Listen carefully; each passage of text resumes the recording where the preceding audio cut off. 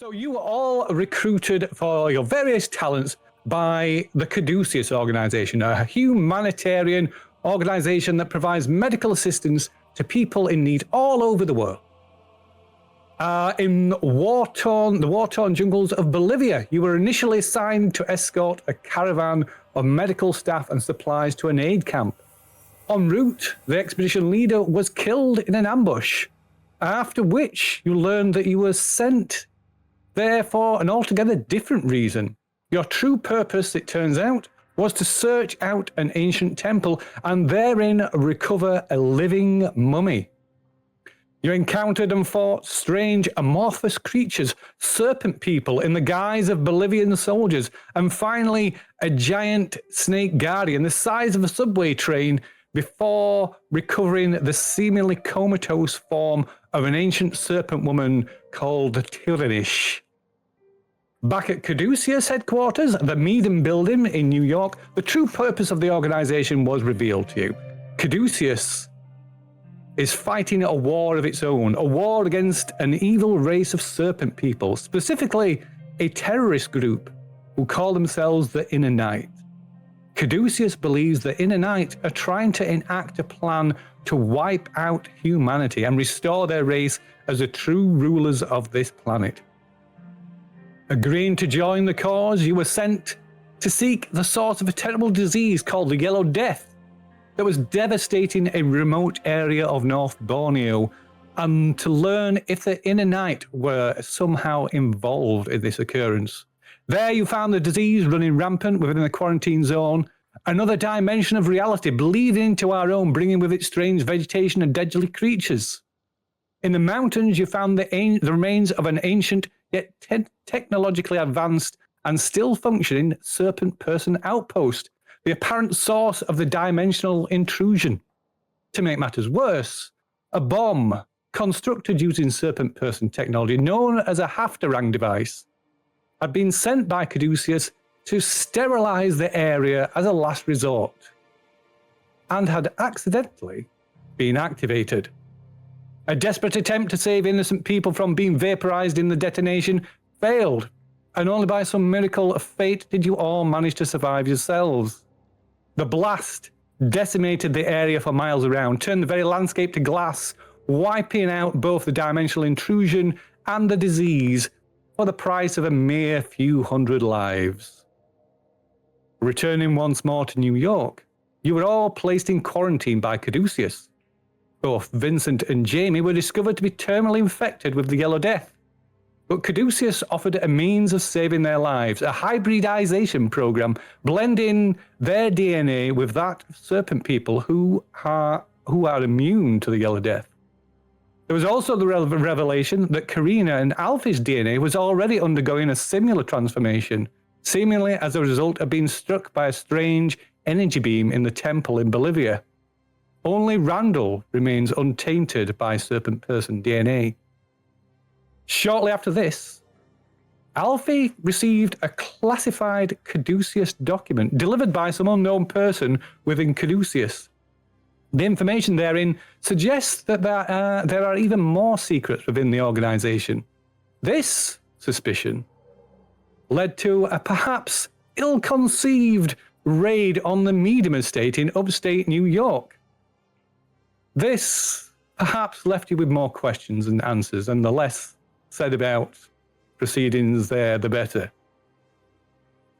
Inside one of the buildings on the estate, you did find a temple dedicated to the serpent god Yig, a being Caduceus claimed is tied to a peaceful, neutral race of serpent people who would rather remain apart from and at peace with humans, as opposed to the IMT. Although you have growing suspicions about Caduceus, they still seem to be working towards the greater good. Indeed, you're inducted into a higher level of security within the organization and get to meet Joshua Meadham himself, the founder of Caduceus. You also briefly encounter an awakened Tyrannish, who makes a violent escape from Caduceus headquarters, killing and wounding many in the process. Mr. Meadham then sends you on another mission to the dying town of Bingham in the Dust Bowl of Oklahoma. There, a preacher is sending out evangelical radio broadcasts in which are hidden the teachings of Yig, the serpent person god. Caduceus has asked you to find out how this has come to pass, and again check for signs of in-and-out activity. Before leaving New York, your mission handler, Dr. Gonzalez, asked you to be merciful with the people of Bingham, as their hearts are probably in the right place, and these people are not like the in-and-out, and may have merely lost their way. Unfortunately, perhaps, in Bingham, you find a community divided. Some are devoted to the preacher, Reverend Cornfield, apparently capable of performing miracles, while others believe him to be evil, a servant of the devil even. You meet several people, recipients of Reverend Cornfield's miracles. A man who was saved from death after his body was crushed and broken beyond repair. A woman who suffered from a debilitating skin condition who now sheds her skin each month to be rejuvenated. And a young woman who had apparently birthed a clutch of eggs and a baby boy who has scales like a snake. The preacher also spoke of taking faithful new converts on the same pilgrimage that had resulted in him gaining his healing powers.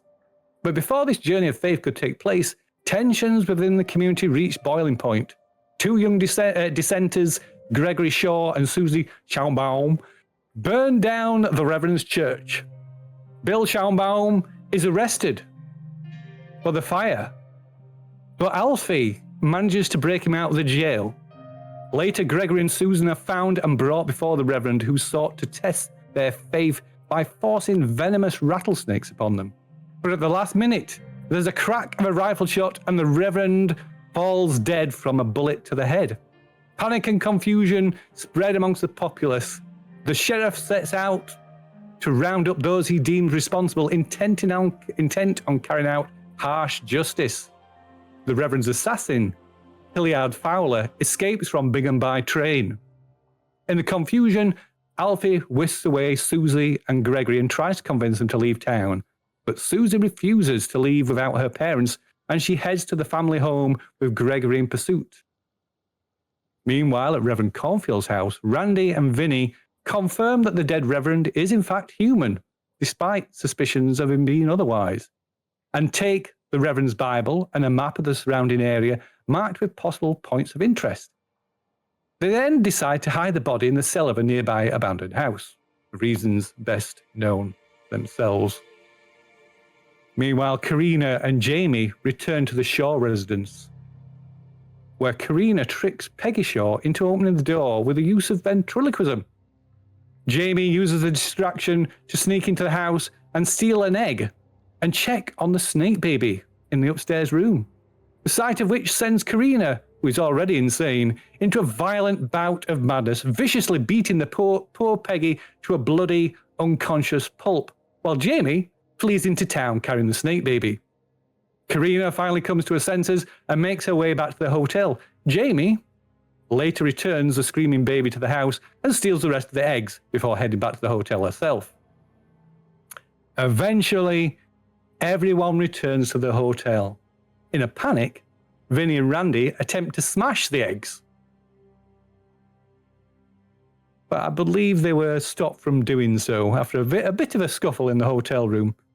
But anyway, later that evening, Alfie decides to head out to the sheriff's office, suspecting that Bill and the kids may have been recaptured by the sheriff. So it's early evening, and a few working streetlights throw down patches of light, illuminating the perpetual dust that swarms on the winds blowing down the deserted streets. Turning onto Main, you find it equally deserted. Then, down at the far end of First, from the edge of town, you notice a figure running in your direction. At first, no more than a shadowy silhouette. But as they draw closer, you can hear the slap of bare feet on the sidewalk. Call out, and the figure pauses, hands resting on their thighs. You can hear they're clearly out of breath. Who is that? I'm afraid I'm a little disorientated, my son. and stepping into the light is Reverend Cornfield, naked as the day he was born, his skin wet and slick with a clear, viscous fluid. And that is where we shall begin. I guess a sanity roll probably should. Yes, proceeding. I believe we will start tonight's proceedings with a sanity roll, indeed. Here you go. Failed. Oh, very good. Excellent start. So you lose 1d4 points of sanity. I shall let you inflict that upon yourself. Okay. A 1. A 1. Oh, very good. So do you want to give us what is your involuntary reaction to that? Because obviously it's still, although it's all in mind, there is some degree of shock. Yeah, I think that Alfie is going to step back with a shout, and he's going to reach into his jacket and draw his gun and point it directly at this figure. Oh.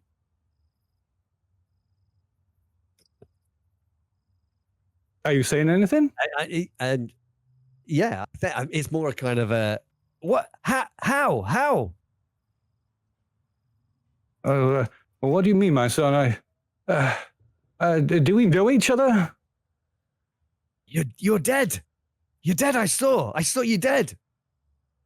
Oh, well, clearly that is not the case. Who are you? Where did you come from? I don't recall. Who are you? I am Reverend Cornfield. Your face is, yes, it's familiar. You're Mr. Monroe. That's right. Well, where are my clothes? And he kind of seems to forget that you're there and turns and starts heading, you presume, in the direction of his house. I'm gonna, shaking my head. I'm following him. Maybe a bit of a distance, just trying to make sense of what I've just. Okay. So we're about here, and he's heading down to. Let me just remind myself what his actual house is. Reverend Cornfield's house is straight down. Straight down. Yeah, it's down here, number 14. So yeah. He turns heads down and turns at third and heads down this deserted street towards where his house is located, at the very end of third. I think my gun is probably hanging loosely in my hand. I'm walking along, and I would just be saying to him, "This can't be. This can't be." What happened? What do you mean? Were you shot? You were shot dead. No, I woke. I was wandering just on the edge of town, and Mr. Monroe. I must have had another bout of sleepwalking. That must be it. I can assure you, well, as you can see with your own eyes, I am definitely not dead, sir. Can't be right. You're one of them. Oh, one of who, sir? The only thing that isn't right is that I'm walking these streets naked. An offense to the fine people here in Bingham. Yeah, and without even thinking about it, I think Alfie's taking his jacket off and hand at that point. Thank you, that's most kind. And he takes his. You can see as he pulls it on, like I say, it's still covered. This sort of clear, thick, clear, slimy fluid is just still dripping off him, and it soaks through the jacket as he puts it on. Mm. The whole naked And as he's- the day you were born. Which one's the Oh. day? All his hair is like wet and slick with this substance as well. Yeah. So the direction that he came, would that would have led out? Yeah, out of town. He came from the edge, right off the edge of town. That wasn't. We've seen a map of Yeah. the area with various locations on it that we suspected were something to do with the area. Yeah. Would that have been in one of them, the directions come from? You can give us an idea, or maybe require a hard success because you've not got the map in front of you. So, an idea? Are you continuing to follow the Reverend? Yeah. Kind of a bit stupid. I'm following him. He's got my jacket.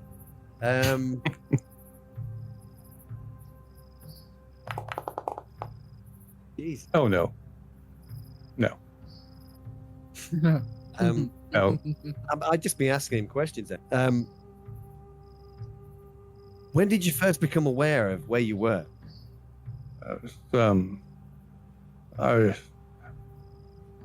Just a few moments before I saw you in the street, Mr. Monroe. It's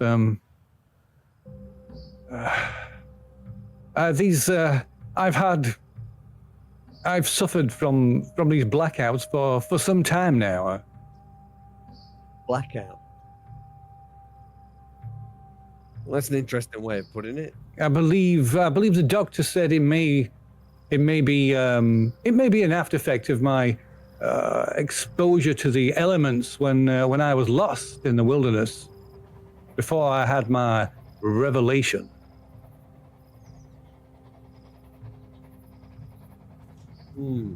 I'm sure they will pass with time. Does your memory return? Usually? I believe so. Yes. I remember the. Let me see. The last thing I remember, the church. They burned the church. You found some of the children. Well, you thought they were responsible. This town has become weak and corrupted. It is time the faithful rise up. You tried to get some snakes to bite them. Yes, indeed, sir, indeed. Our Lord will test the faith of the dissenters, shall test and bring the faithful to us, and we shall cast down those who do not follow our Lord. And he kind of like throws you your jacket and just starts running off down the rest of the short distance down the street to his house. I'm gonna follow him. Okay, so you catch up with him just as he tries to get in the front door, can't get in the front door, and then heads around the back, and you see him head in through the back door of the house. You gonna follow him inside? Yeah, I think so. Yeah. Okay, so follow him inside. You see him. What do you think you're gonna find here? Some clothes to cover my indecency, sir. Then I shall find my faithful. I shall speak with the sheriff. This whole town thinks you're dead. Most of them. Then ye shall behold a miracle that shall confirm their belief, their faith, and even the dissenters may see the true power of our Lord. Dissenter. And he disappears. He heads upstairs.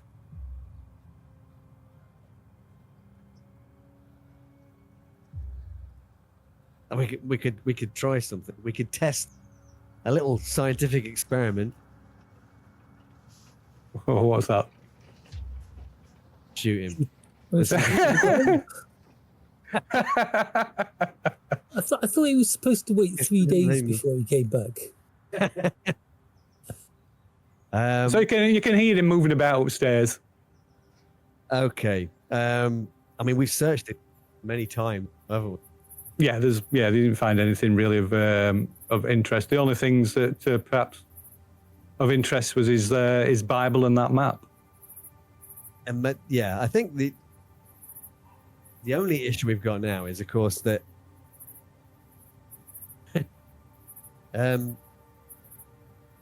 people are going to see this and know that then he's come back, and it's just going to everything, isn't it? Make believers out of all of them. Possibly. And make fanatics out of the believers. Exactly. So you can, like I say, you can hear him knocking around, moving around upstairs, and every so often you can hear him talking, but only sort of you only hear snippets that kind of drift down towards you, and he's speaking about you, Mr. Monroe, you could be my herald, my witness.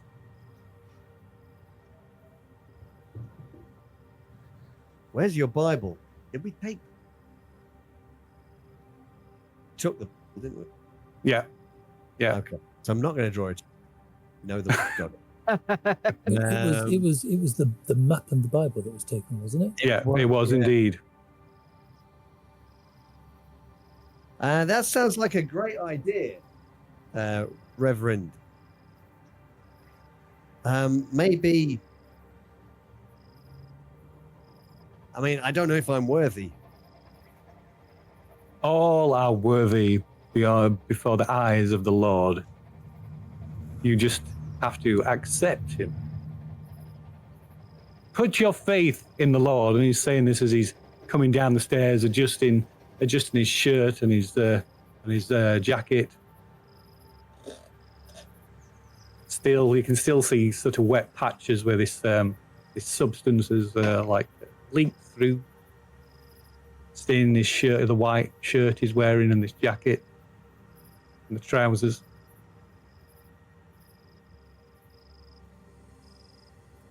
Which isn't natural, Rev. This is the work of our Lord, Mr. Monroe. But is it? How do you know? Because, Mr. Monroe, unlike you, I have faith. I do not need proof, facts. Faith is enough. But is it? What if you're not you? What if you're something else? What if this isn't God's word? What if it's the other fella? You have doubts, Mr. Monroe. I can understand that. I am not troubled by these doubts. As I say, my faith in the Lord is strong. I have no doubts. I have cast them aside long ago. Maybe that's what makes you dangerous. I see. He kind of stops and looks at you for a moment.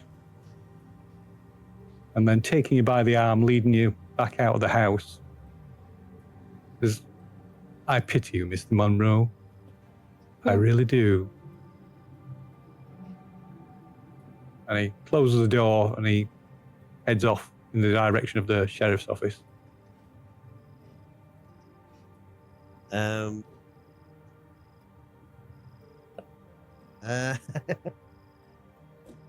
Okay, I'll follow him. Okay. Well, yeah, I'm going to keep following it. Like on his right next to him or at a distance, or? No, I mean, I want him to know that I'm there. I'm not going to be sneaking up on him. Okay. I mean, how do you explain it, Reverend? Mr. You've had Monroe. these blackouts This is your problem. This is your handicap. I do not need to explain this. My faith tells me this to be true. What if you're wrong? You are full of doubt, sir. I am not. I am not wrong. My Lord is not wrong. My faith is not wrong. It is strong. It is my strength. And with that strength and that faith, we shall bring goodness to the town of Brigham. We shall bring life back to this town once more. We shall make it great again. The broadcast. The broadcast. Yes, the broadcast, Mr. Monroe. They bring people to us. They will bring new life to Brigham, revitalizing what was once a dying town and strengthen the faith. But there's something else in the message, isn't there? There is only the message of my law, of the Lord, my son. But it's not God. Not your God.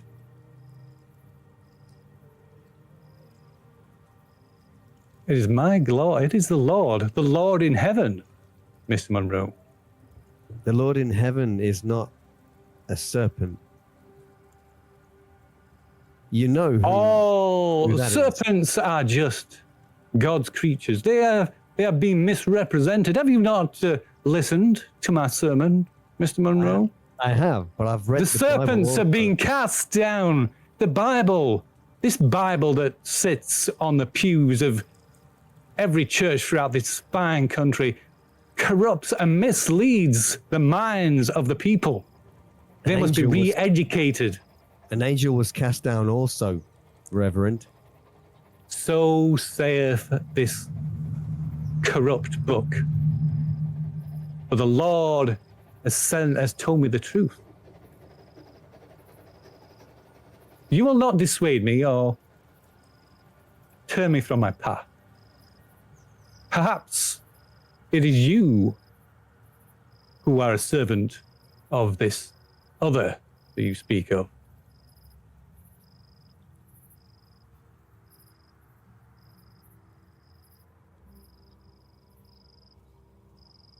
You can make a psychology roll, I guess, if you like. Ooh. If I can find it.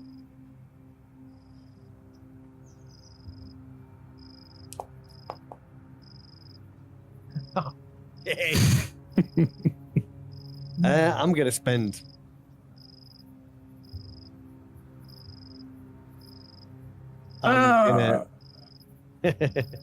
I'm gonna spend some luck. Okay, if you wish. If you wish.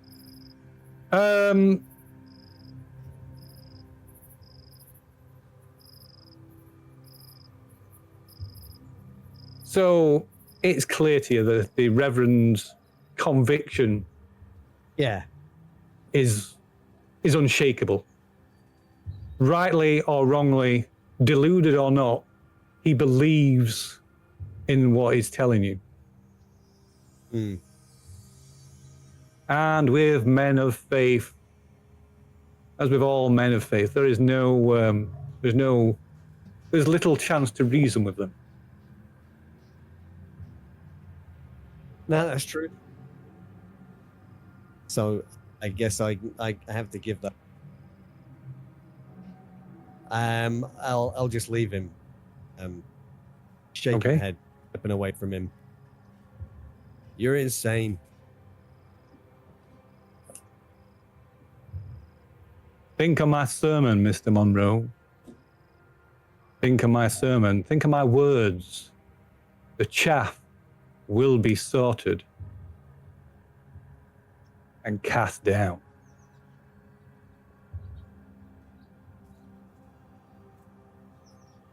And he heads off down the street away from you. Yep, I'll head back to the hotel. Okay. Okay, so back in the hotel. What is everybody doing back in the hotel? Alfie has been gone for quite some time now. I would say a good 20 minutes, maybe. I've been wrapping up the eggs and No, in why tissue would you paper and why would you be doing that? and getting a box and making sure that they are kept warm either by a heater or Sitting on them.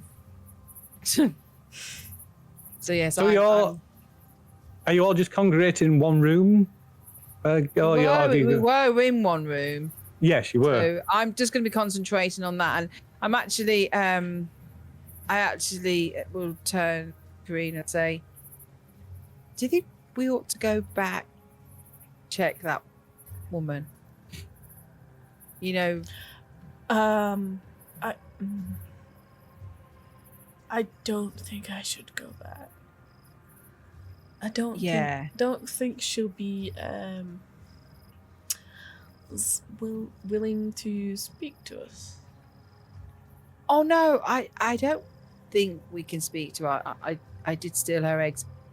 I'm just worried that she may be still lying on the grass outside the house with the baby on. It might medical.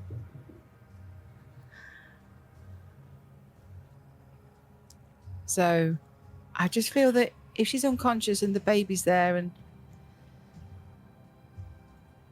or maybe we should tell someone to check on her, maybe.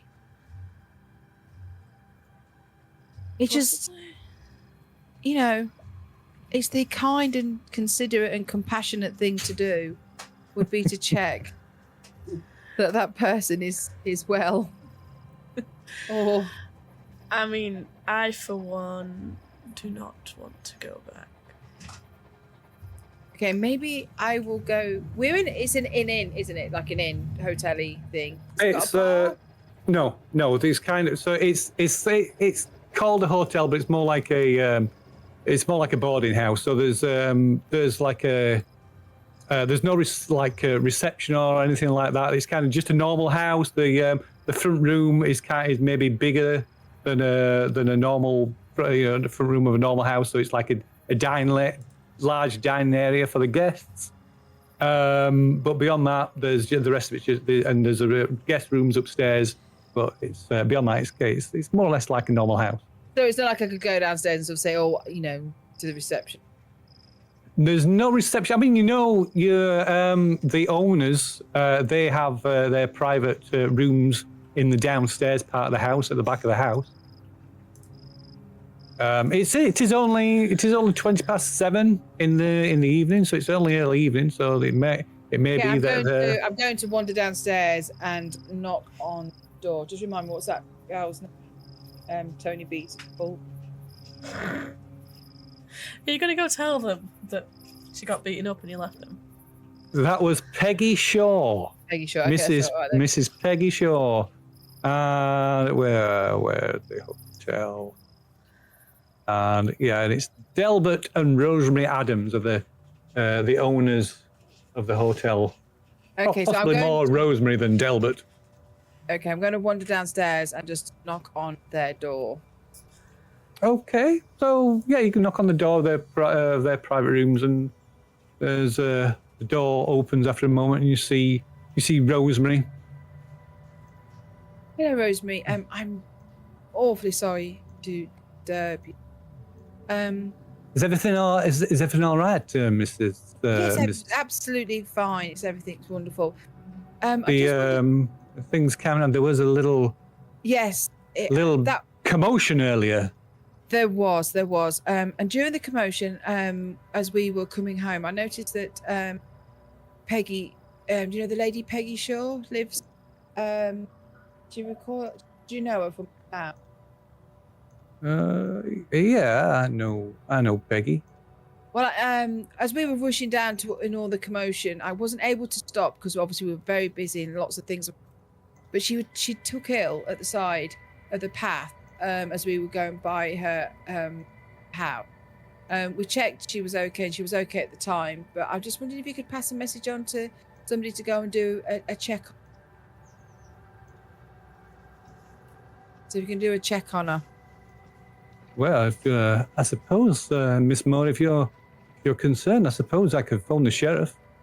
Yeah, I mean, she was fine. She was just by her door, but she looked a bit peaky and she was quite, distressed about what was occurring. But we obviously, with the shootings and the panic in the town and the fire, I remember things that happened.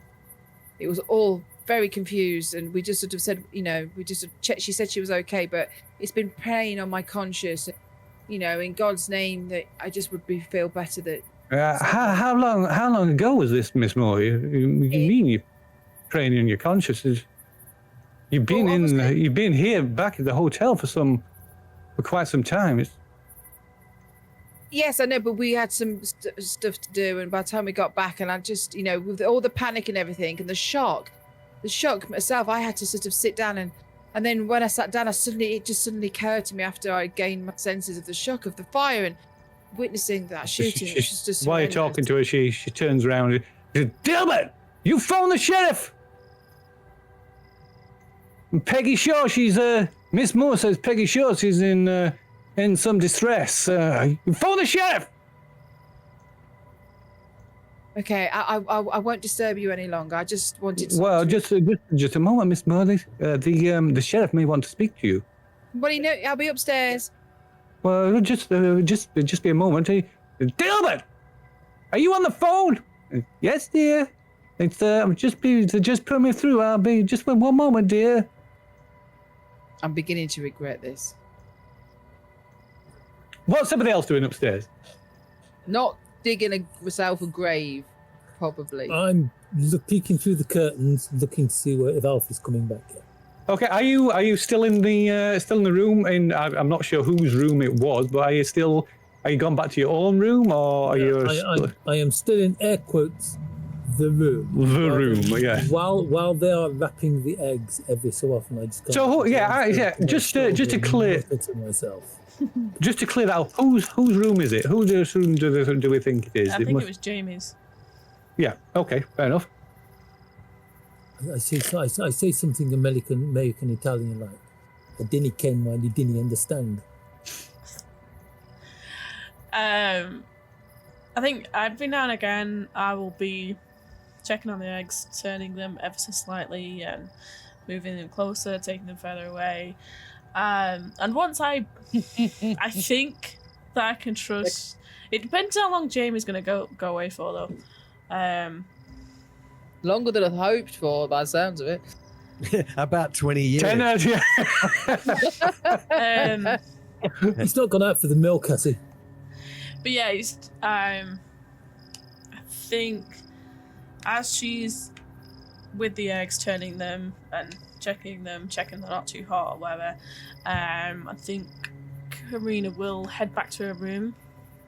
Okay. To check on things and then pop back. Okay.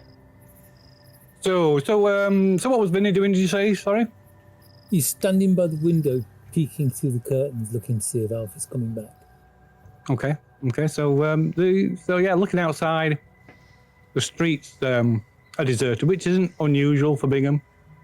Going on the time that you've been here, but there's no sign of. Can't see Alfie at the moment.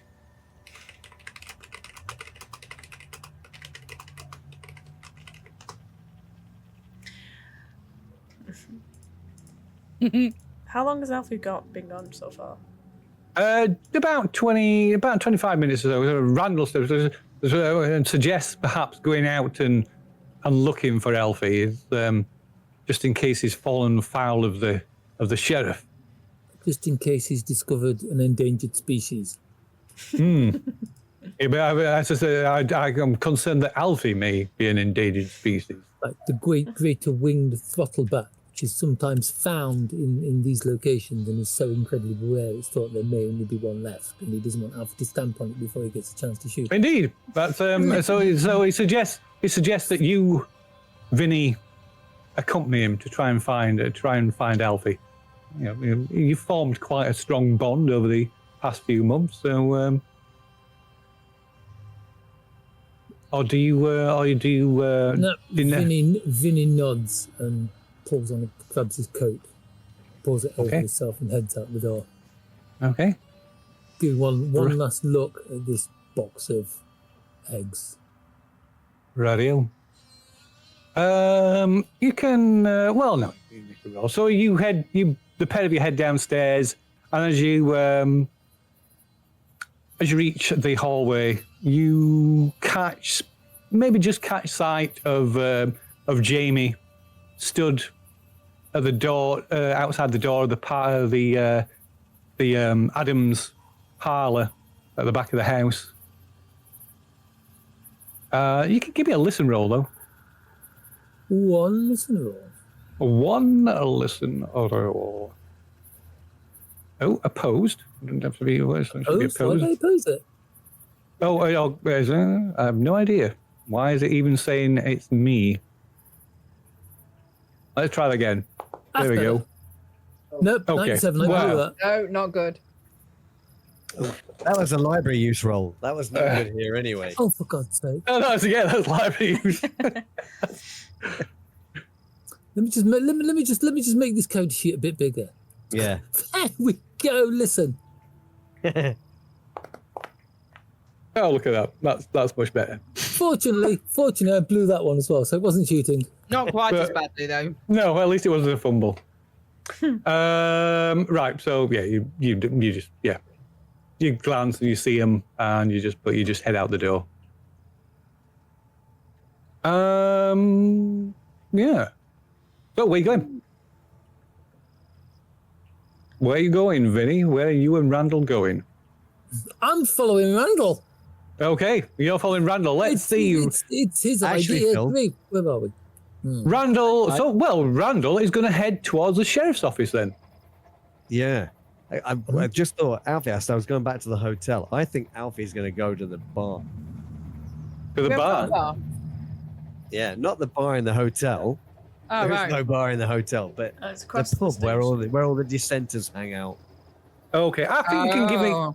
give me a look roll, Alfie. What's it all about? What are you doing? Okay, Read that one. very good, very good. So, so you've gone down, you've headed down that way. So, let me see, where's the sheriff's office? Is number 4. So, as you're walking back down third towards Main, you bump into Randall and Vinny. You're right there, Alfie. Yes. Alfie's looking very kind of pale.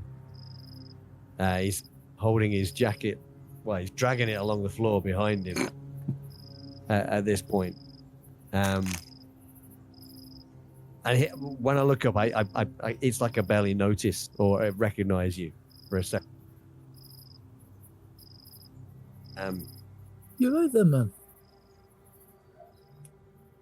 He's back. Who's back? The Reverend. Like a second coming. Oh, would it be third coming by now? You've been sneaking into that bar behind our backs. I wish I was. Come here, mate. Come here, man. Let me smell your breath. It's not exactly minty fresh.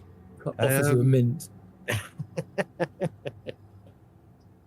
What do you mean he's back? He can't be back. We saw him. He got his brains blown out. Yeah, I know. But he's back. And you hid his body in the basement of an abandoned house. Yeah, that's the other thing, is that Vinny and Randall actually carried the body to another building, didn't they? It's like Yeah. we hid his body. I was there. So was Randall. Yeah. Ask him yourself. I presume Randall just nods. Yeah. He nods and perhaps suggests going and checking on the body. I'm glad he did, because I was going to. It's like his body's still there. It's got to be some imposter. I've given up with the Scottish accent. Yeah, that's all right. It looks like him. It sounds like him. And he knows everything the Reverend knew, up to the point of him being shot. Anyway, think I we've don't got know. to check- This, We've got to check this out. We've got to see if it's him or not. yeah. Yeah, where did you hide his body? I tell Alfie where we hid the body. Yeah, so it was in an abandoned house, not just out the back from Yeah. just out the back from the Reverend's house. Can you just remind me? Why did Yes? we hide the Reverend's body? How mean, did we that- get the body? No! Yeah, the people that hid it are not here this evening. It's like, stop unfortunately. asking me questions! It's like, I was just getting the I believe the reasoning for it. So they'd It seemed followed. like the best thing to do at the time. They'd followed. So the sheriff had taken, put the Reverend's body in the house for whatever reasons. So they'd gone to the house and they decided to remove the body and hide it. So I think they said so it couldn't come back alive. Ah, right, okay, cool, What cool. was it? So he- Other people could. I'm not quite sure of the reasoning, the logic behind it, but that martyrdom. was. That was the reason behind it. It's so that they can't take his body and turn it into a martyr. Yeah, I think it was something along that lines. It was a bit. Some religious banjacks. It was a little confused, I believe, but having only even I'm still confused, even after listening back to it just a few hours ago. Yeah. I'm just going to say, I'm so glad I'm not the only No, one. I think that taking him back so he wouldn't resurrect or somebody could take him to resurrect is a really good plan, and we'll go with that. Yeah, I think I'm not sure where they got that idea from, but yes, I think that's where in their confused. It's the 1930s. Confused mind. They've been reading these books by the damned Lovecraft person. The resurrectionist, yeah, maybe the feared resurrectionist would take his body. yes. Still a thing, I guess. Anyway, Yeah, we're going to yeah. So Randall suggests going to find the body. Yeah. Is that what you're doing? Yes. Think Okay. so. Radio. Good to me. So Karina, what are you doing? So you're left. Excuse me. You're now on your own. Oh, Karina, sorry, got the wrong name. Well, I would have gone back to my room, Yeah. checked on things, made sure everything was where it was, Uh-huh. and then, yeah, I just would have headed back to Jamie's room. Okay. Probably realised that they've left, and have no idea where they've gone. So if you notice they've gone, she'll head downstairs to try and find Jamie. Maybe thinking, oh, they might have gone downstairs to catch up with Jamie. So I'll head downstairs. Yeah. So yeah, you find Jamie stood by the Adams's parlor door at the back of the house. You can hear Rosemary berating Delbert. Delbert, tell them that Miss Moore's concerned about Peggy Shaw.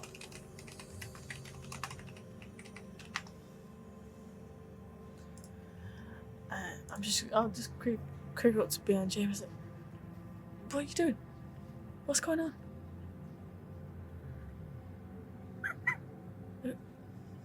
I think I might have made a mistake.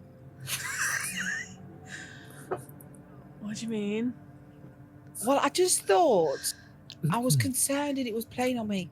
Peggy was alone Yeah. and we left her there, Yeah. and I thought maybe if we sent someone, they might be able to help her and the baby. But then I've now realised that if she identifies as, I think we're going to have to kill these. That went from 0 to 60 in 2 seconds. Yeah, I know, right? It's just a casual murder. And she did say that she wanted us to remind that she was kind and compassionate. it's just kind of gone like well, suddenly the rocket took off. I'm sorry. No, I didn't. I'm not going to say that. If in doubt, kill them. I think the more pressing issue would be sending people over to see that child. Yeah, maybe if they go over to see if she's okay, and they will be distracted of why they went to go and see if she's okay when they see what's there. Do you really think the people of this town will be welcoming to that child and not think of it as an abomination and against the Bible things that they believe? Some of them. All I'm bothered about now is I didn't think that it's going to implement applicators, and I didn't think about that. But she won't let me go. Oh, she's coming back. Yeah. So Delbert calls over. Says, Miss Moore, it's, the sheriff is busy, but the one of the deputies wishes to speak with you. Okay, that's fine. I mean, we can go down to the Pick up the station. phone. No? Okay. Oh, wait, I'm not just going to walk into their thing. Does he invite me in to pick up the phone? I'm not just walking. Yeah, kind of. Okay. So he kind of holds it out towards you. Okay, I'll go in and pick up the receiver. Hello? Is that Mr. Jamie Moore? You're a resident of the at the Bingham Hotel? Affirmative. What? Yes. Affirmative. Mr. Adams tells me that you saw Miss Shaw in some distress. Well, yes. She just didn't look well, and it was. I'm sorry. We didn't stop. We didn't get much of a chance to stop, and I've only just thought about it because obviously the town was on fire and there was people being shot at, and we're just visitors at the town. Oh, the town was on fire, miss? There was a building on fire, I think, if I recall. There was there's a building fire, and Miss Shaw was hurt. Was she involved in the fire? No, since we've been to the town, we visited the town. Lots of things have been happening, and it's very discombobulating. And there was a shooting today, and we were running by when we heard things like that going off, and we saw she wasn't well. I just wanted someone to do a check on her. So you saw Miss Shaw in this state when the Reverend was shot? I don't know. I don't know. It was around the time there was everybody was running everywhere. You do know that the Reverend was shot today. Of course, I'm aware. I'm a little confused as to the order of the events that you're relating, Miss Moore. So am I, but the problem is I was very panicked and in shock about what happened today. So unfortunately, I can't recall the times in an appropriate manner. But instead of wasting time talking to me, maybe you could do a welfare check. Oh, I've sent one of the other deputies over to the Shaw residence. I'm just That's super. Anyway, I appreciate your time, but I'm off to bed now. Good evening, and I'll put the phone down. Yeah. So what did they say? Hey, Miss Moore. Well, somebody's gone to check on her. So my Christian conscience is settled now that I've alerted to somebody being unwell. Oh, well, bless you, Miss Moore. The Lord help her. Yes. But today's events are all blurred, and we're all being shocked. We're all shocked and horrified by what has happened today. We heard we weren't at the scene, but we heard this terrible news. It's horrific, and since we've come to this town, all these, I just feel that too many things are occurring, and I'll be glad when we can leave because it's very unnerving. And police officer then was just asking me questions, and I'm so out of sorts because of all of what's occurring that I don't know whether I got up this morning or whether I didn't get up this morning. I don't know whether I even have eaten. And I turned to Katrina. Have we even eaten today? Have we had any food today? It's like, Delbert, you make Miss Moore and her friend a plate of sandwiches. Would you like a pot of coffee or tea? Or just rest your nerves? I don't want to put you to any trouble. Well, you sit, and she kind of like sort of takes you by the arm and leads you into the parlor. So you take a seat now. You've clearly had a shock, Miss Moore. Your train of thought is your mind is obviously muddled and confused. You take a seat now. Thank you. Egg sandwiches would be lovely. Damn it! Make some egg sandwiches! Wow. And then she looks over at you, Karina, and says, Miss Montoya, will you join us? Maybe we can all pray together. Say a prayer for the Reverend and the safety of poor Peggy Shaw. Sure. Yeah. Just staring at Jamie right now, just like, yeah. I don't know what. I know I need to stop just doing things on the whim. Why stop a habit? This is how we've got through so well so far. Okay, he's not going to come back and find us all on our knees praying over a Bible with a plate of egg sandwiches in front of us. So Rosemary closes the parlor door, and as she does, and settles down in one of the flowery, comfy chairs at the side of you. You can hear a police siren in the distance. Oh shit! And on that, should we go for a quick break? Yes, if you wish.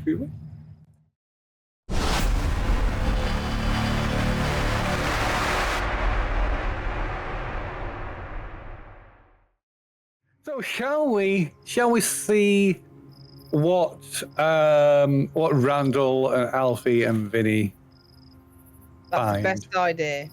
Yeah, I think you need time to Pray. to think about what you've done. Me and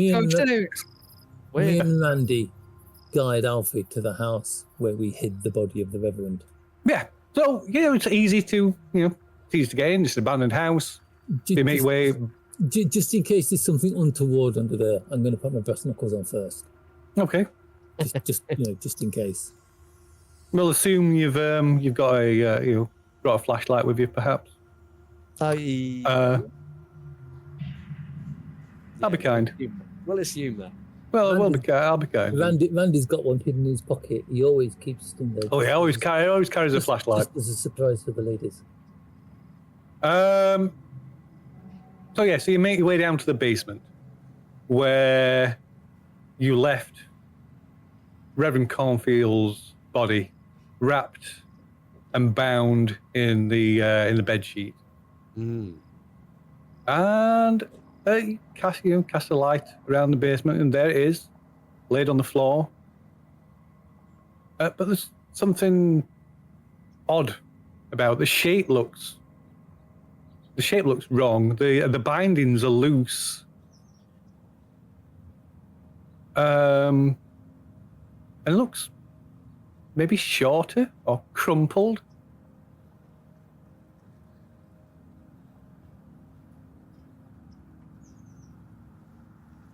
Fair enough. Always one with respect for the dead. I will walk up to the bound corpse and I will give it a bit of a kick. Okay, so as you kick it, you feel it's not quite solid what you kick, and you feel it like gives, almost as if you've like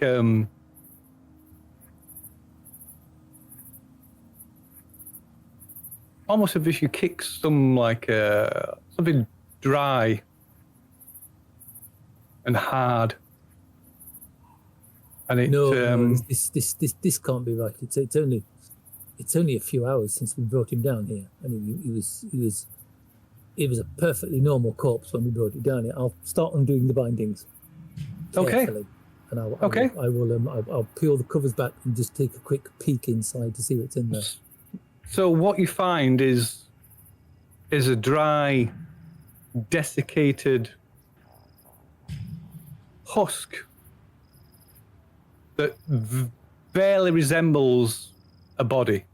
It's even the vaguest outline of a body. It's just, and as you fully open up the bindings and open up the sheet, they're no longer holding it together, and it just kind of crumbles, and you just got this unidentifiable, dried dust.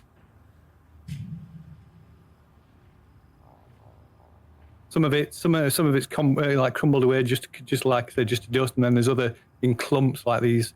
The husk almost it doesn't even resemble a body anymore. Almost like ash. Wow. I'll lean back and to one side so that Alfie and Randall can see what's in it, and I'll pull the sheets open a bit more. And I think for Randall and Vinny, that requires a sanity roll. Excellent. Oops.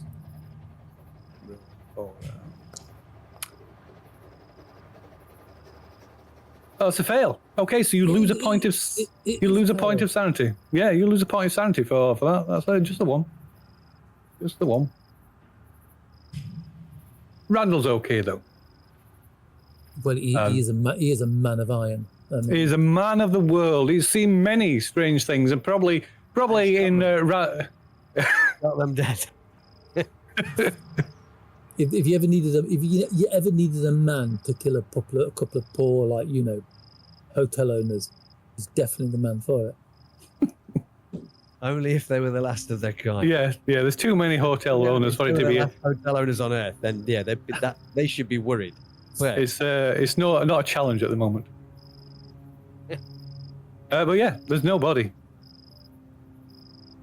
Well, listen, that's a 100% fail rate on my rolls so far tonight. It's nice to be consistent. Yeah, told you. It's like, what the hell? Yeah, well, that's because he's walking around. No, While he's waiting for the no, sheriff's office. That's impossible.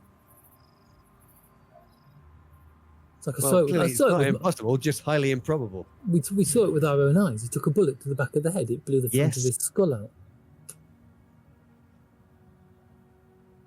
Somebody forgot to tell him that.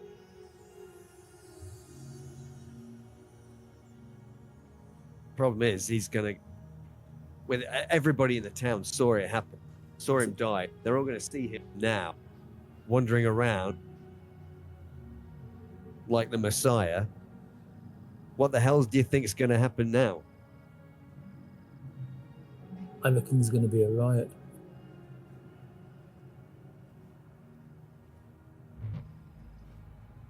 I reckon this is going to turn the two sides of the village, the two sides of the township against each other.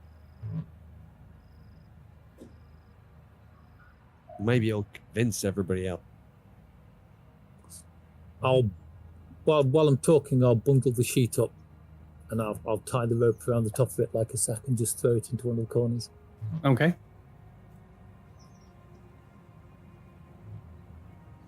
Now, I don't know.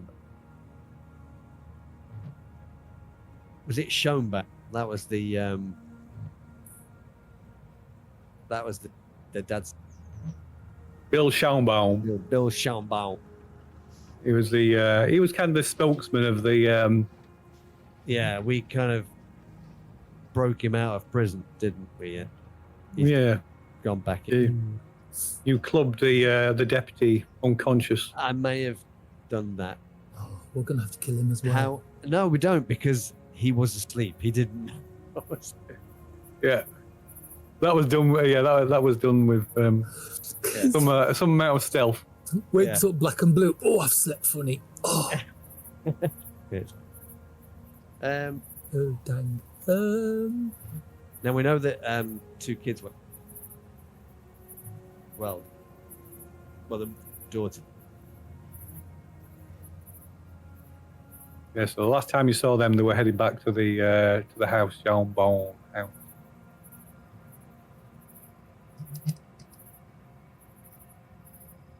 Oh, God, I hear you, mate.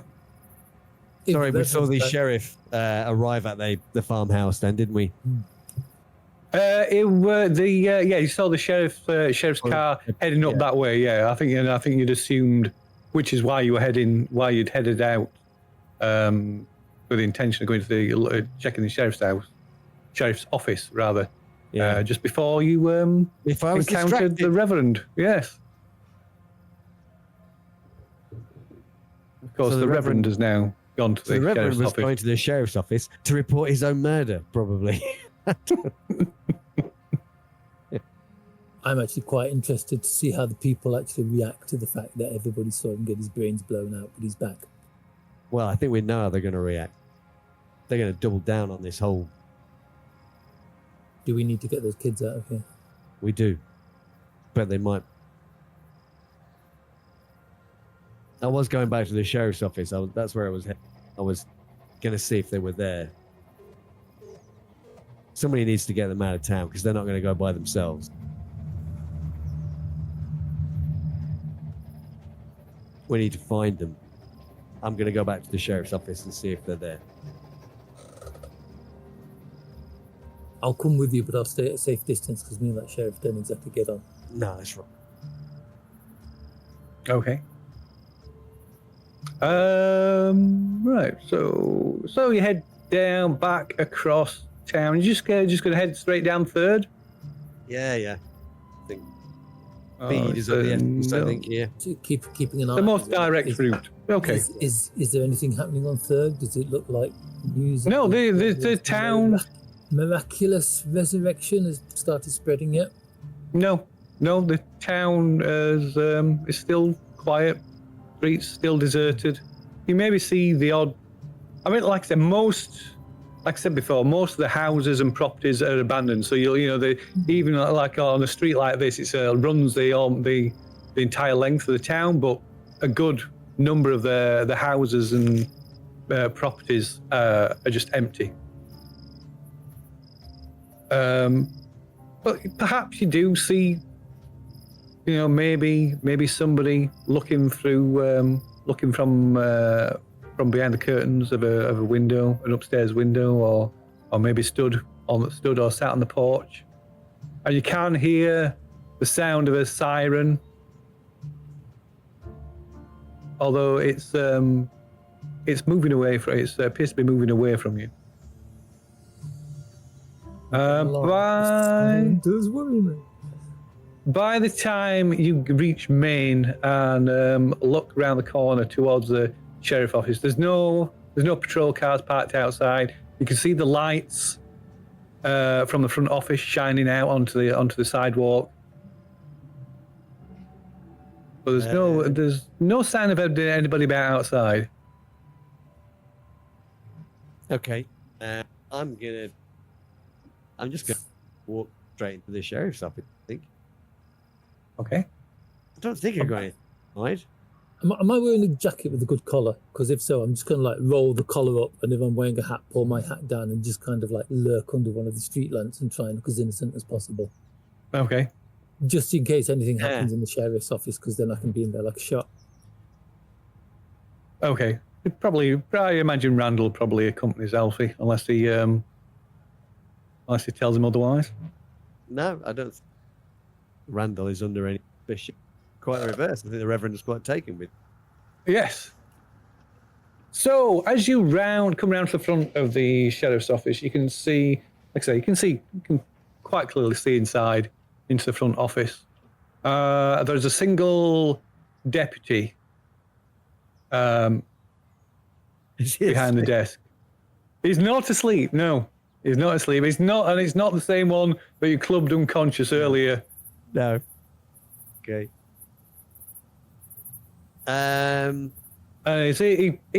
He clearly sees you as you approach the front of the sheriff's office, and he suddenly he quickly gets up from his seat and walks over to the door, pushing it open. What can I do for you folks? I got a press badge, right? I believe so, yeah. Yeah. So, been quite a day, hasn't it?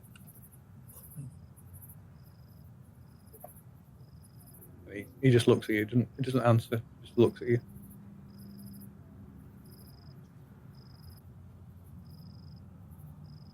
Anybody been in this evening?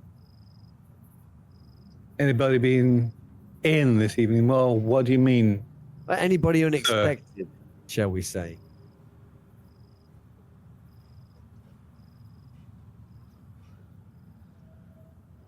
Have you been on duty long? Yeah. Well, I would be lying if I said it wasn't. If I didn't agree with you, sir. It's just been a very unusual evening. It seems. Well, I don't quite know what to make of it myself, if I'm honest. The Reverend. The Reverend was here. Reverend, feigning surprise. The Reverend.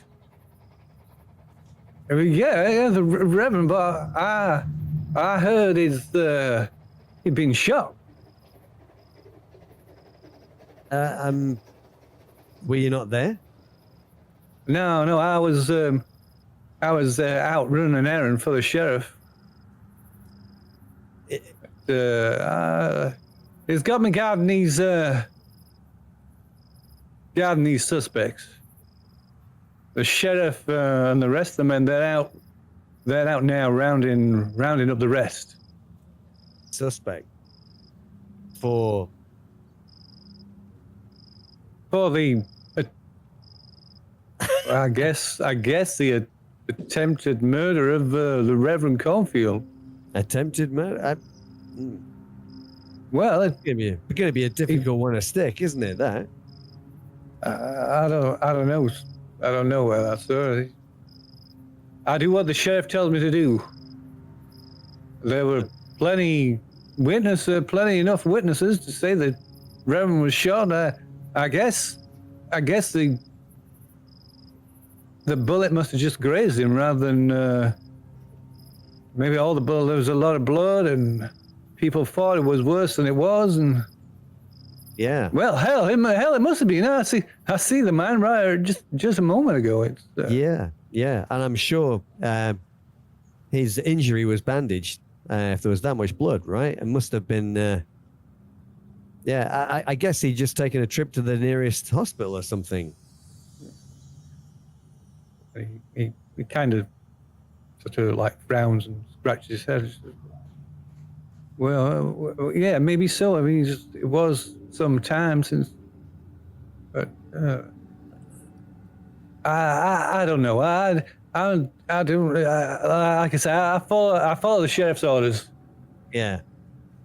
I mean, this is quite a story, though, right? Anne's killed in the afternoon, and he's walking around, that evening. I guess so. You forgive me, sir. I'm not a churchgoer myself. Oh, you're not? Oh, you're no. not one of his. You're not one of the flock. No. My wife is, but myself, I have plenty to do at the house to keep me occupied. And I'm taking my notebook out of my pocket with a pen, and I'm going to start like I'm taking notes. I'm not really taking too much. Do you mind if I get your name, Deputy? it's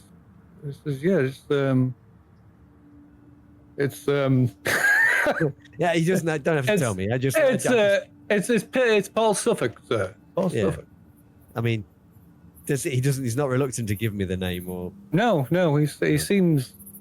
Yeah, he seems a little. You wouldn't mind if I mentioned you in the article? Oh, well, I guess not. The sheriff didn't say anything. No, I guess I'd be fine. What was the sheriff's reaction when the Reverend walked in? Did he seem surprised? Oh yes, sir. He certainly was. He went white as a sheet. And then, well, he is a fervent believer. The sheriff.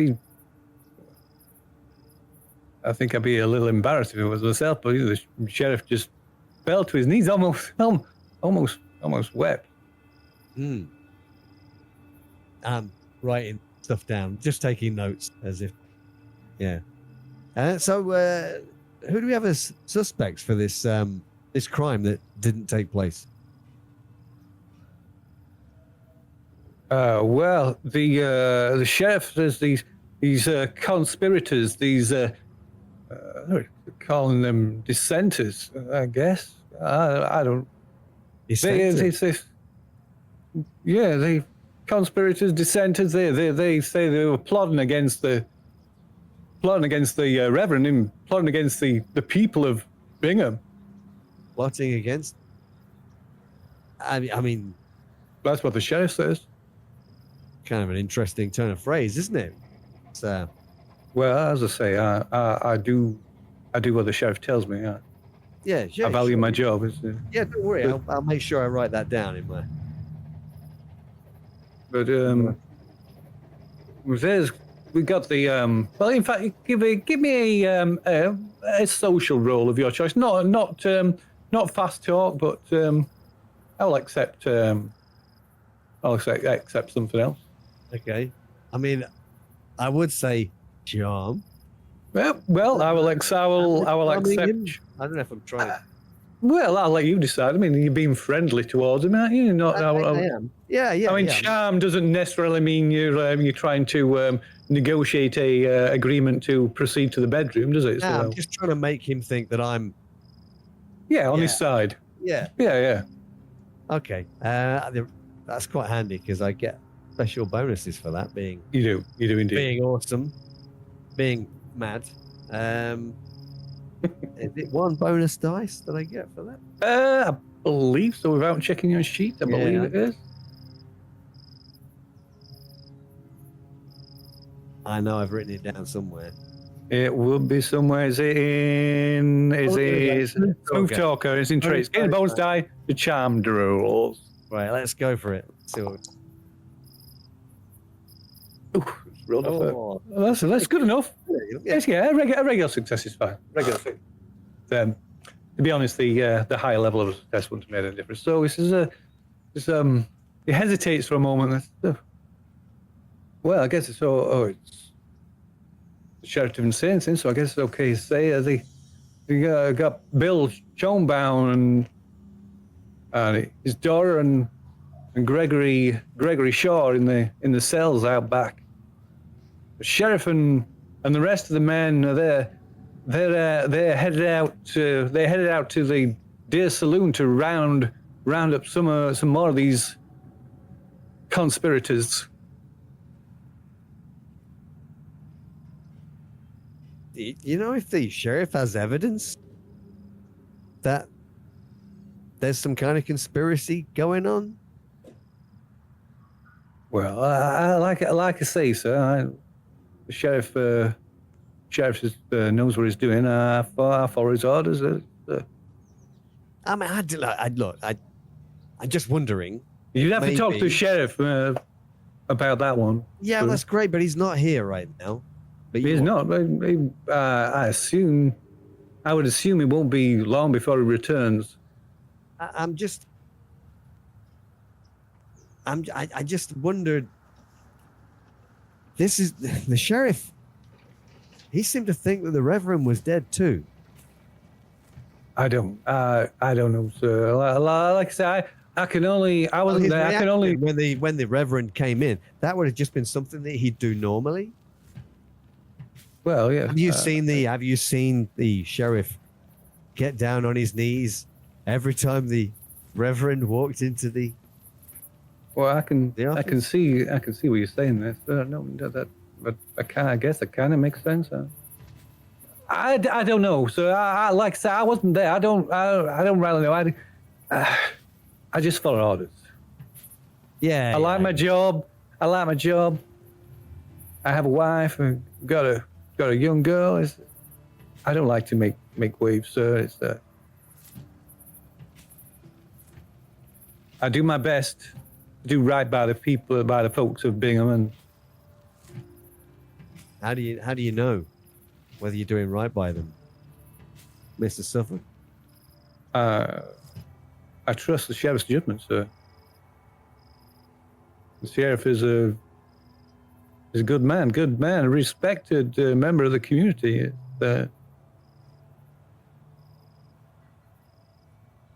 What are you implying, Mr.? What is your name, sir? It's on my press. I show him that. Right, kind of leans over, like, takes it in his, doesn't take it off you, but like, holds it in his fingers and what are you implying, Miss Monroe? Look, I just want to get to the bottom of this. I just want to find the truth. There's a story here. There's a hell of a story here. I guess so. It's, well, as I say, the sheriff is the man with the answers, or the Reverend himself, maybe. Well, that's one side of it, sure.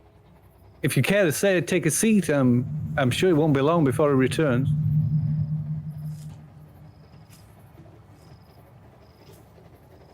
I look back towards where the cells are. I guess there's like a locked door between us. There's a door. There's like it's a door, and there's like a little window in the top of the door, and you can just see into the like little corridor that runs at the back where the cells are. There's only as you've seen before, there's only just a handful of cells.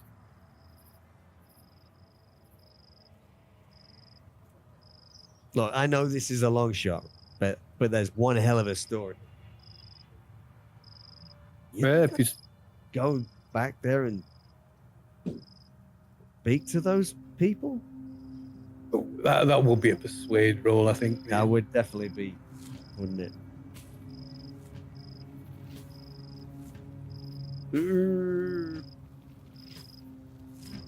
Wait.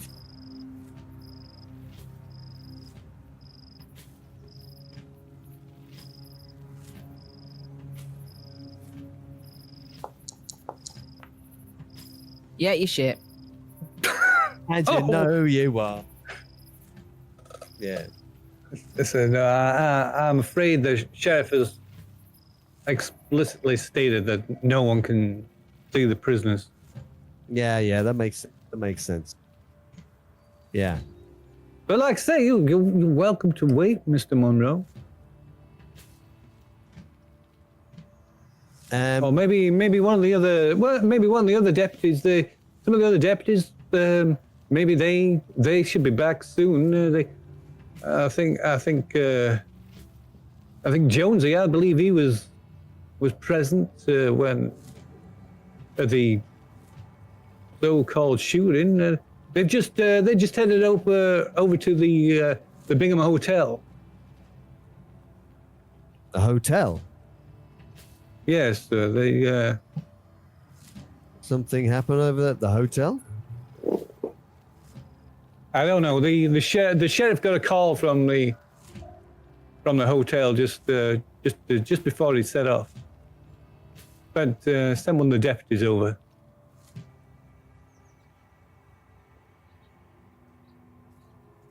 I'll just take a seat then.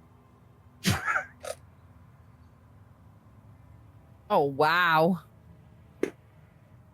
I think Randall probably says, well, I'll just says he'll just take get a bit of fresh air, and he wanders outside and Randall will come to our rescue.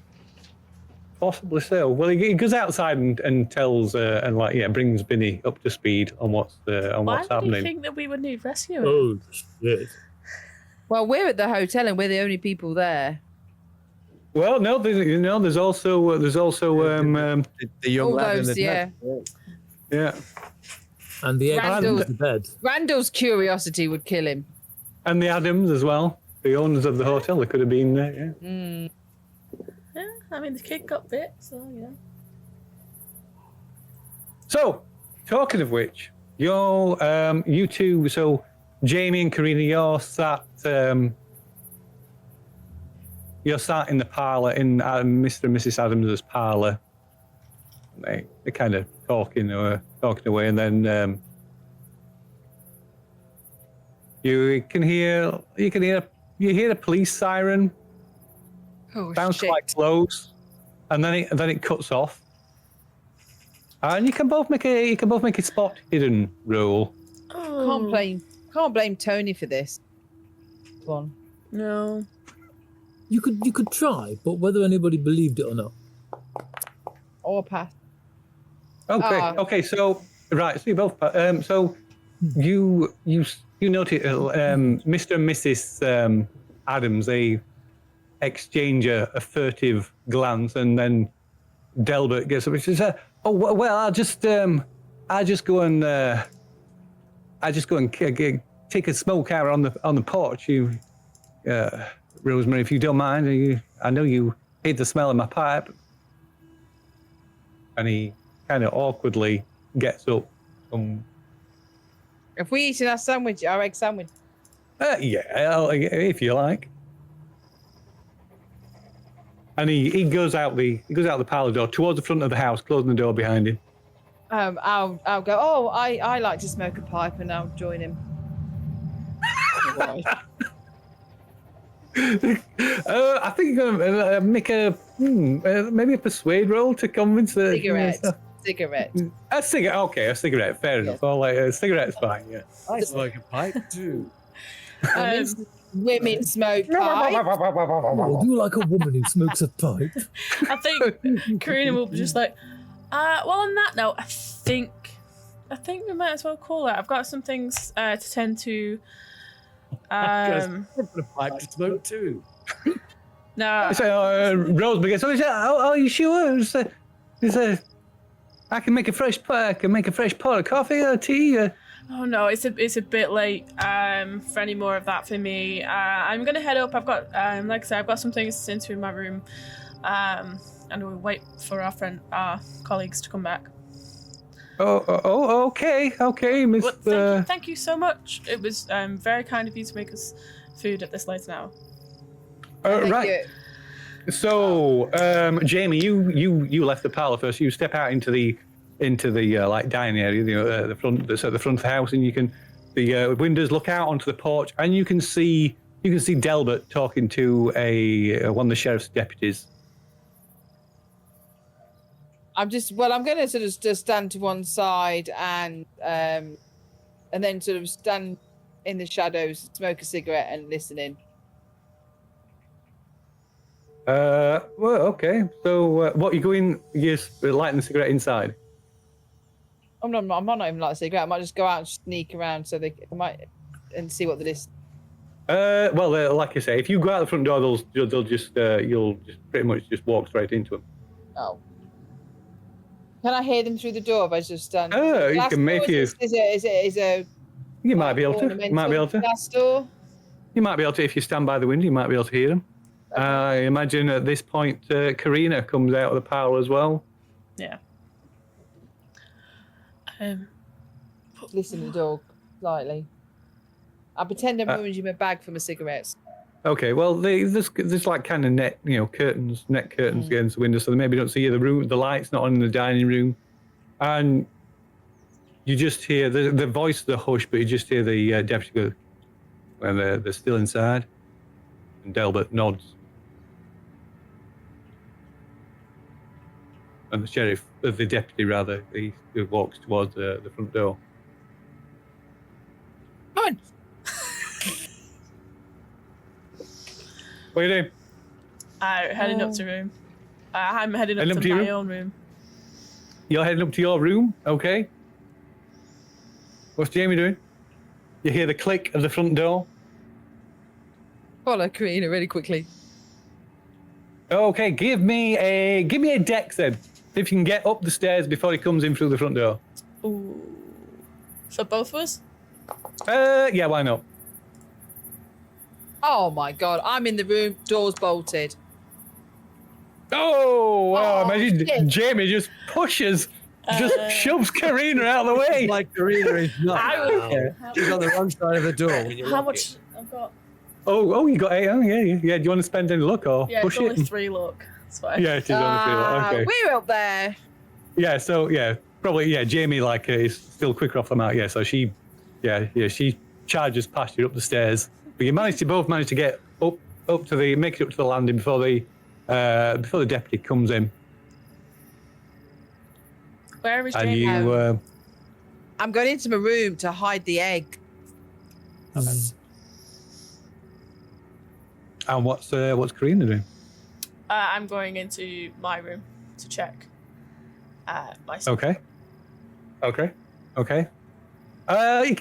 can both give me a listen roll, I guess, if you want. Oh, but no, I don't want to do listen because that's rubbish. I've got really low score on that.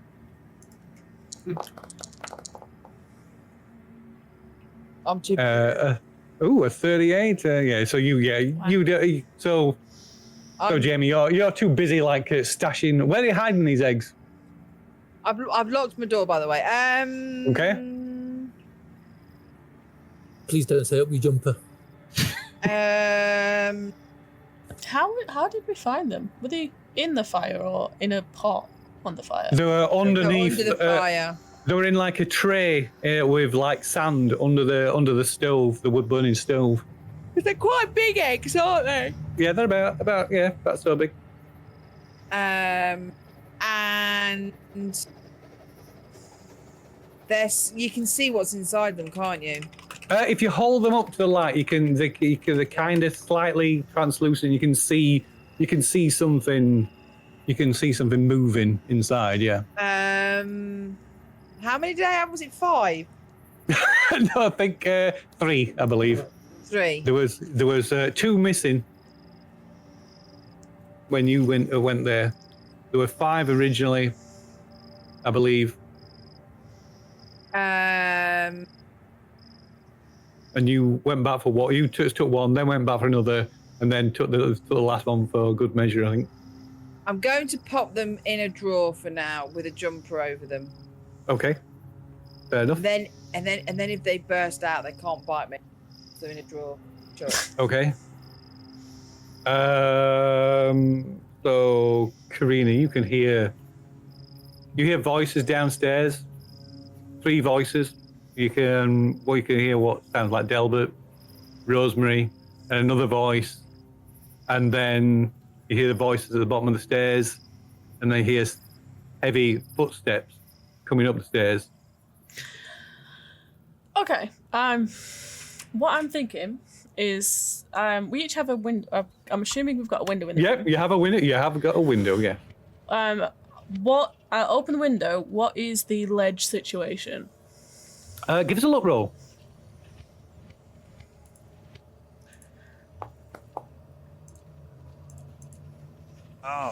Oh, okay. So there is. So you're on the second. You're on the first floor, second floor, whichever way you want to look at it. And yeah, there's just a drop to the ground. So it's a drop of about 15 feet. You could maybe climb or maybe hang out and drop to the floor. I'm gonna hang out the window. I want to do it in such a way that once I'm out, this is really going to be a testament of how well I can actually hold on. But bring the window down. Right. So okay. It looks like it was just there for a breeze, not like somebody actually jumped out of it and just literally just grip on and hang out the window. Okay. All right. So give me I think a dex check to start with, and then maybe a strength roll to hang on later. But yeah, dex roll to start with. Okay, so yeah, you managed to climb out the window, hang on to the window ledge. Maybe maybe there's a drain pipe, so you managed to grab all the drain pipe and brace your feet against the side of the house and slide the window almost completely shut. Jamie, there's a knock at your door. Miss Moore, this is Deputy Jones. Open the door. Hello? Am I correct in in thinking that you reported a possible incident concerning Miss Peggy Shaw. Not an instant, that she was just distressed. I'd like you, if you don't mind, miss, I'd like you to accompany me to the sheriff's office and answer some questions. Can I come in the morning? It's late. It's been a very distressful day. I'm afraid not, ma'am. It's quite a serious matter. Miss Shaw was found beaten quite severely, unconscious. Oh, that's terrible. One of the deputies has asked to take her to the general hospital in Oklahoma. That's terrible. She was fine when we saw her. She just seemed distraught, hysterical almost. So yes, I'm happy to come and question. So he stands to one side and motions for you to come out of the room. I If can I you'd, just let my friend, my colleague know. No, that's okay, Miss Moore. I'm going to speak to Miss Montoya as well. So if you could just do me the favor of just waiting down in the hallway. Yeah, no problem. And then without waiting, he crosses over the landing and knocks on the door. Miss Montoya. And he knocks again. Are you heading downstairs? Slowly. Okay. So you can hear him knock I hope she's several getting out times. the window. Miss Montoya, did you lock the door? No. No. Okay. Are you climbing out the window? And then he tries. You hear him try the door. You can give it, Karina. You can give us a listen roll. See if you hear the door. Listen. No. Okay. So.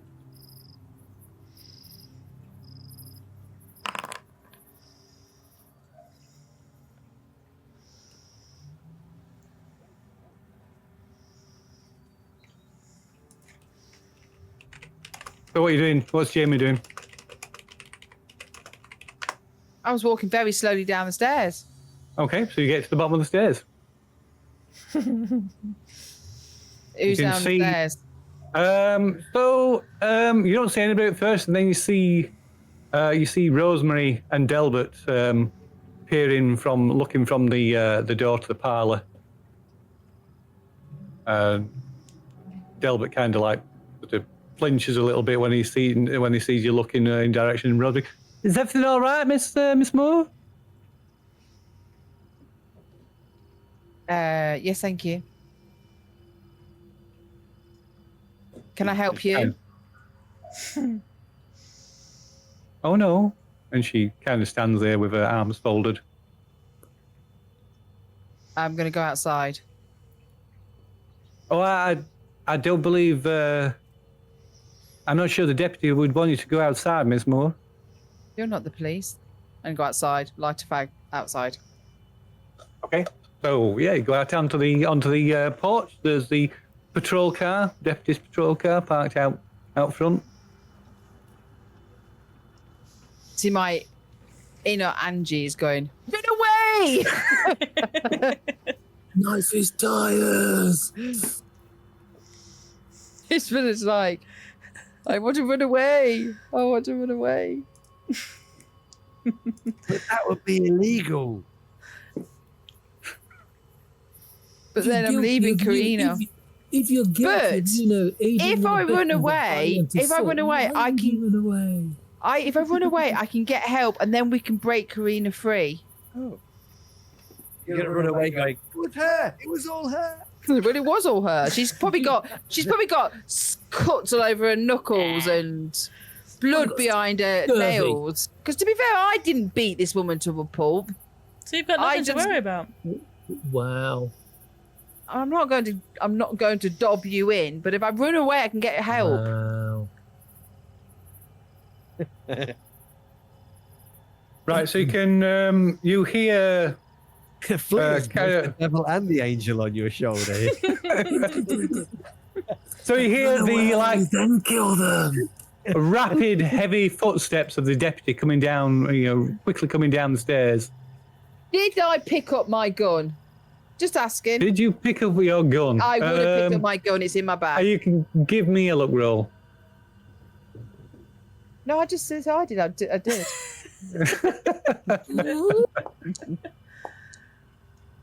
Oh dear! Flipping heck! No, you didn't. Might be for the best, actually. Did I pick up my knife?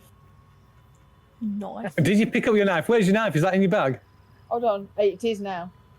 Oh well, no then. Oh no, I don't have a knife. I have a rapier. I don't think I'm carrying my rapier. No, do you? no. I don't think you would have brought your rapier with Not you. your No. knight. Shit. Oh. Okay. Damn it. This is going great. Like, So there's a you can hear an exchange between the deputy and the Adamses. What are you doing? Think fast. Oh, run away! I'm gonna run away. You're gonna run. I'm running. Because nothing Okay. says innocent like running away. Give me a Constitution check, if you would, please. Sorry, Tony. I'm running away to get help, just so we all know this. No, right. I Just understand. running I away understand it. compassionately and caringly. I understand. I understand. Oh wow! I'm I like understand. Linford Christie. I understand Angie's meaning of heroism. She's running away so she can come charging back in like the cavalry. Yes. I'm going to get A help. horse. I'm going to fetch the police. Which is funny because we the thing is we don't know where Vinny and Randall actually went because I missed that. I wasn't there when they left. I haven't actually spoken to you about it. And as last we know, Alfie was going to the sheriff's station. I didn't say it was a good plan. It was just a plan. I mean, Fair enough. Okay. plan, I think. Yeah. It's more a thing. Yeah. It could be worse. Leave it with me and I'll tell you how. No, enough. At Tune any in next point week. when you were planning for this evening, did you imagine this? I didn't make any plans for this evening. No. I just think he's been sitting. He's had months to plan revenge. He's sitting I'm there. We're gonna with do it the- ourselves. This is it. Yeah. It's Yeah. great. It's sitting- That was the conclusion he came to. Was you know what? I'm not going to do anything. They're going to fucking hang themselves. I think I might have said something to that effect. Okay, so where are you running? Forward. Excellent. Okay, so you're just running a random direction then. So you're not going to run straight back in the building. So let us see which way It's a you random are going to direction. run. It could be. It could be running back into the building. Oh my god. Okay, so what's that? 6. The hotel is number 10. Is it the hotel? No, the hotel is number 8, which is here. So, you head west down, run west down first in the direction of the department store and the public library. Which are all shut. Yeah. And It's middle of the night. and weirdly, the Shaw residence is roughly in that direction. They always say They always you return to the scene of the crime. That's the last place they'd look for me. Quite possible. Quite possible. Right. Oh wow. Okay. Right. So you may be in the. You maybe hear the sound of the front door and the sound, the voice, the deputy shouting Miss Moore! Stop! Miss Moore! But you're long gone. You don't even see him. You've left him way behind. Question is, does he chase me? Because if he chases me, Karina can do a run for it. You don't know. You don't unless you want to stop and wait. You do. You seem to. You've lost him. I'm out. I'm out of it. You're gone. You just off like a shot, and just before you're gone before he has a chance to react. Right. So Karina, so you're hanging from the window ledge. Yeah. You probably hear the deputy shouting, "Miss Moore, halt!" And I think at this point you can probably give me a strength check, see if you manage to maintain your hold on the window ledge. This might be an issue. I mean, the intention is to drop down, I think. Right? No, it wasn't. Oh. Do you want to just fail? Or do you want to spend luck? That's a lot of luck. Or do you want to push it? And if so, how are you going to push it? Or do you just want to fall? You just want to lose your grip and drop? I think I'm going to try and push it. But I think hearing that he said Miss Moore, I'm hoping that he's like turned away. So I'm gonna actually like. So yeah, you're on the back of the house. That's from the front of. That's come from the front of the house. Yeah, so I'm gonna like put my arm up and try and steady myself a little bit more, like not pulling myself up, but just maneuvering. So I've actually got a bit more of a standing, I think. Well, maybe like jam your arm through the narrow gap in the window. Yeah, just getting my arm up in front of me, just trying to. Lovely. That should be fine. That should be perfectly fine. Give me a. Oh dear. No. Oh dear. I thought it was an 8 then for a minute. Okay, so you sort of you push your arm in through the gap in the window, and then your foot slips from beneath you, and you desperately try and get a grip of the window ledge, but you slip, and as you slip, all your weight falls on your arm, and you hear this crack from your arm as a bone fractures, and you take a point of damage, and then you fall to the floor. So you can give me a dex check. See if you can manage to land a bit better. You do. Oh wow. So your arm hanging limply by your side. You somehow managed to land on the floor without further injuring yourself. Oh God. Okay. You've dislocated your murdering arm, though.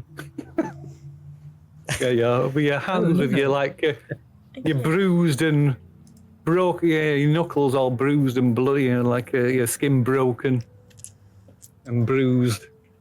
Yeah. I think we'll back to Randall, Jamie, and Alfie. I think we're just standing. We're just like standing under a street light within plain view of this having smoke.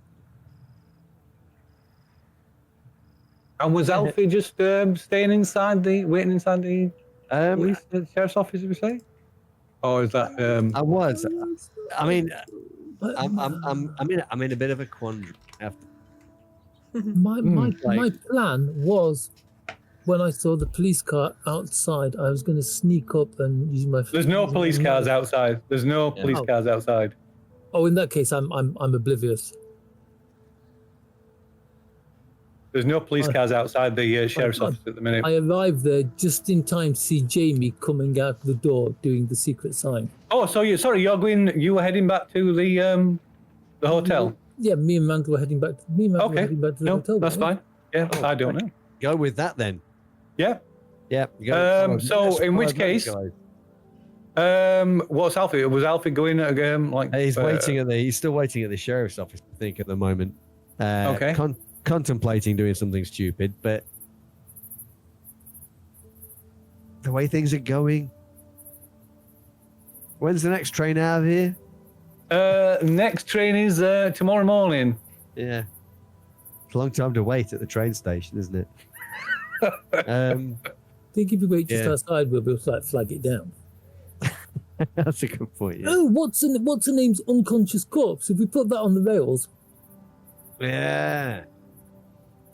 An unconscious corpse. unconscious corpse. Oh, we don't know if Peggy's got. Oh, that's true. Yeah, you don't know what's happened to Peggy. You do. So there's. I suppose you probably know. There's only 3 patrol cars in the entire town. And they're all out, Yeah. which is a great sign. Although we do know they're going to round up a few people at the bar, haven't they? Hmm. So at least one's at the bar. Yeah. Probably more. I think there'd be a few officers would have gone to that. Yeah, I mean they haven't got loads of officers. There's maybe like the sheriff and maybe 6 deputies. Yeah. Okay. We want to follow Randall and Okay, so Alfie just sitting tight. well, I haven't quite thought what I'm doing, so let's go with those guys. Okay. So let's see then. So you're heading up. Are you and Randall heading up Main Street? The Yeah. quickest. Yeah. I think so because we don't actually know anything's going No. off at the No. hotel yet. No. Maybe soon, but not at the moment. Okay. So yeah. Is there any sense of urgency? Are you just walking up, or? I don't think so. We'd just be walking. Okay. Right. In which case, you can give me a look roll, I believe. This can only go well.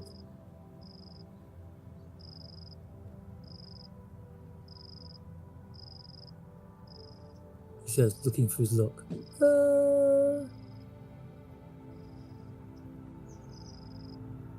It's on the left-hand side above your hit points. Oh God, so it is. Woo! My God, I actually made one. Oh. So you head up Main Street. As you reach, just before you reach the corner, you see one of the patrol cars, one of the 3 patrol cars in Bingham that's attached to the sheriff's office.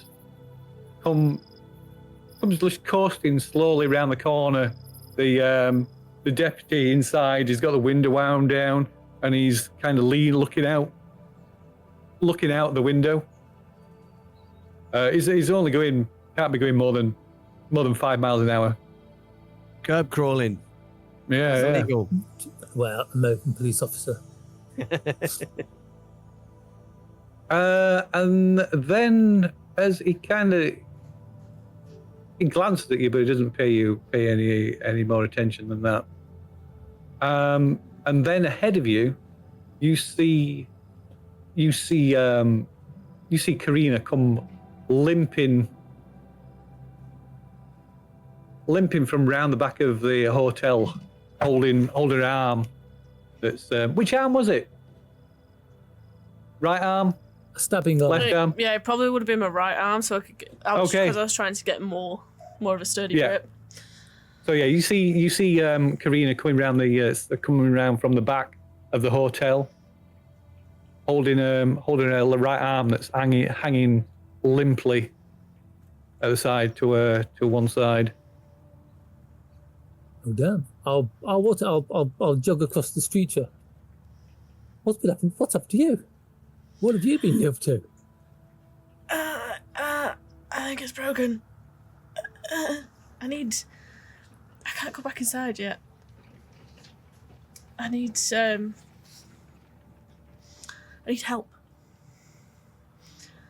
Like, give me your jacket. I need to go back up to the room and fix it up.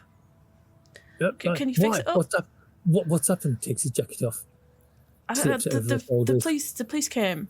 They were after Jamie and me, and I don't know what's happened with Jamie.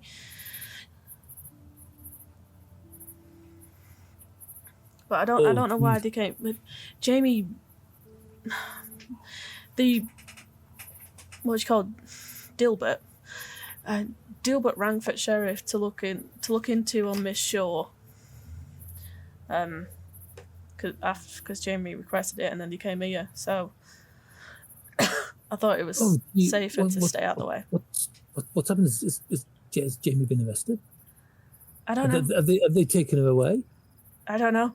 I hid. I heard him shout for Jamie. I heard him shout Miss Moore, but other than that, I don't know. I think if they're going to be anywhere, they'll be down at the station. But I can't. I need something to fix, to straighten this. It's like we've checking. Do I have first aid? I do. First aid bracket Pulp 30. Yeah, Pulp version of first aid. You can heal people a bit more with Pulp first aid. In that case, I think we should find a nice quiet area. You should bite down on the jacket, and I should give your arm a bit of a yank. Okay. It'll only hurt while I'm doing it, and maybe for 6 to 8 weeks afterwards. But it'll be fine. Come on, can I find it? Right. Is there on 3, 3, 1 crack? It's right. Is her arm bleeding? No. That pleases me. Is there a bulge? It's bruising. It's bruising up. It's either broken or dislocated. No, so no nice lumps. No. Excellent. This is good. In that case, we might be able to get away with just a splint. I did my first aid. Right then, is there anything I can use? I haven't got my sawn-off shotgun on me, so I can't use that. Blow it off, or no, I was going to use the shotgun as a splint. amputate. Wait, I mean, find a couple of sticks. I mean, I thought it was the Karina that was bad at the first aid. No. Have the houses here got those nice white picket fences? Yeah, I would say we'll be kind and say you can probably find some bits of wood to make a splint if you wish. Right, Part of the picket fence just on my arm. It's straight, it's flat, it'll work. Like walking down the street like this. Just tie it with a handkerchief. Just give your handkerchief one more moment. I have no idea how we'll find them. At least you'll be able to flag down the train in the morning. Right, She look like a Minecraft character. I find a stick or something, and then using mine and Karina's handkerchief, because I'm guessing she's got one. I will attempt to try it on her arm. Okay, give us a first aid roll. She's so going to punch you in the throat. I was hoping you'd forget about that. She will react and punch out. She's a bit stabby. Yeah, she's so going to stab you. That's probably what Randy is saying. It's like stabbing. Right then, I'm just going to put this piece of wood on your arm. Smack straight on the broken bit. Are you gonna leave it at that, or are you gonna push it?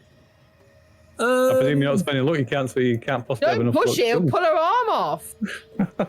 I could spend 63 luck. Well, it's broken now. 63 luck. That's okay. That will leave me with 2 points of luck more than I need. 32. It'll leave me on 2. Well, you need to be 30 in case you die. And you don't have to die. You can come back. In that case, I might leave it as it is. Okay. So you badly. You patch it up as best you can, like by wrapping these.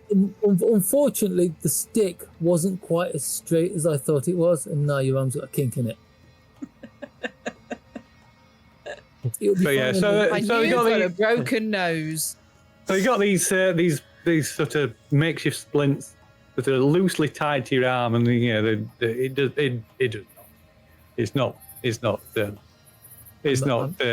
providing any assistance, any aid at all.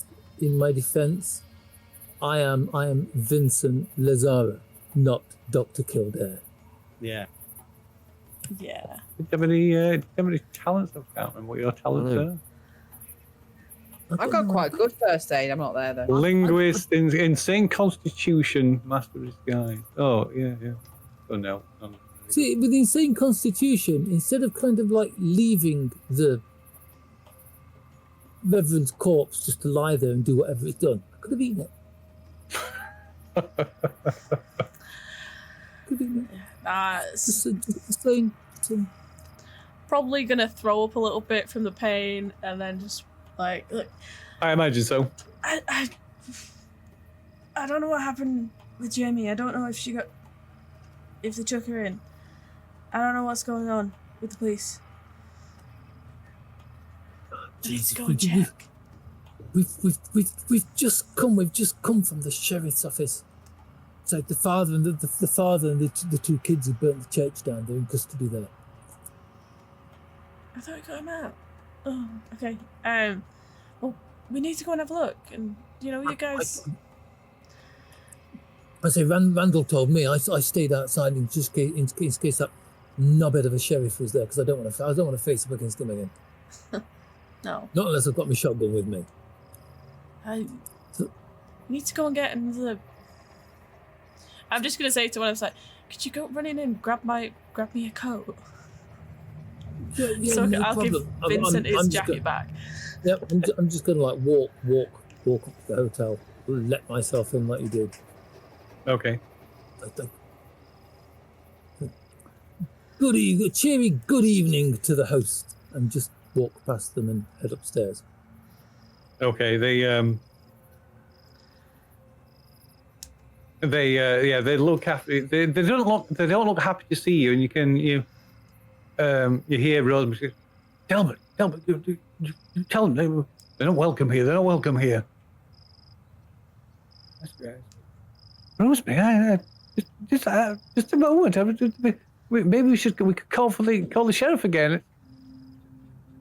At the hearing of the word sheriff, I start taking the stairs two at a time.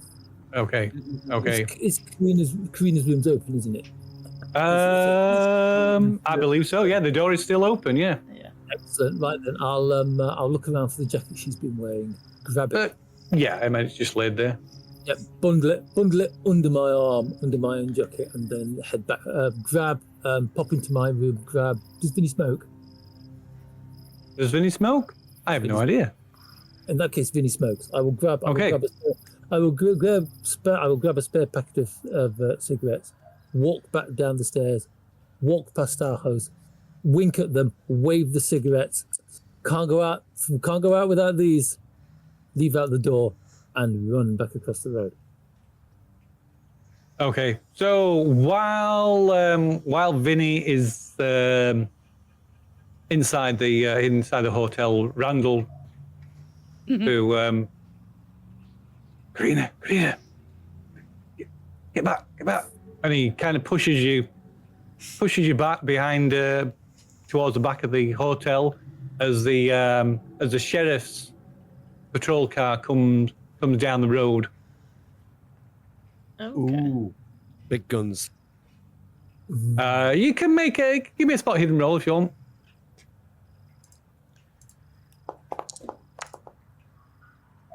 Oh my god. Okay, so you can see the car's full, but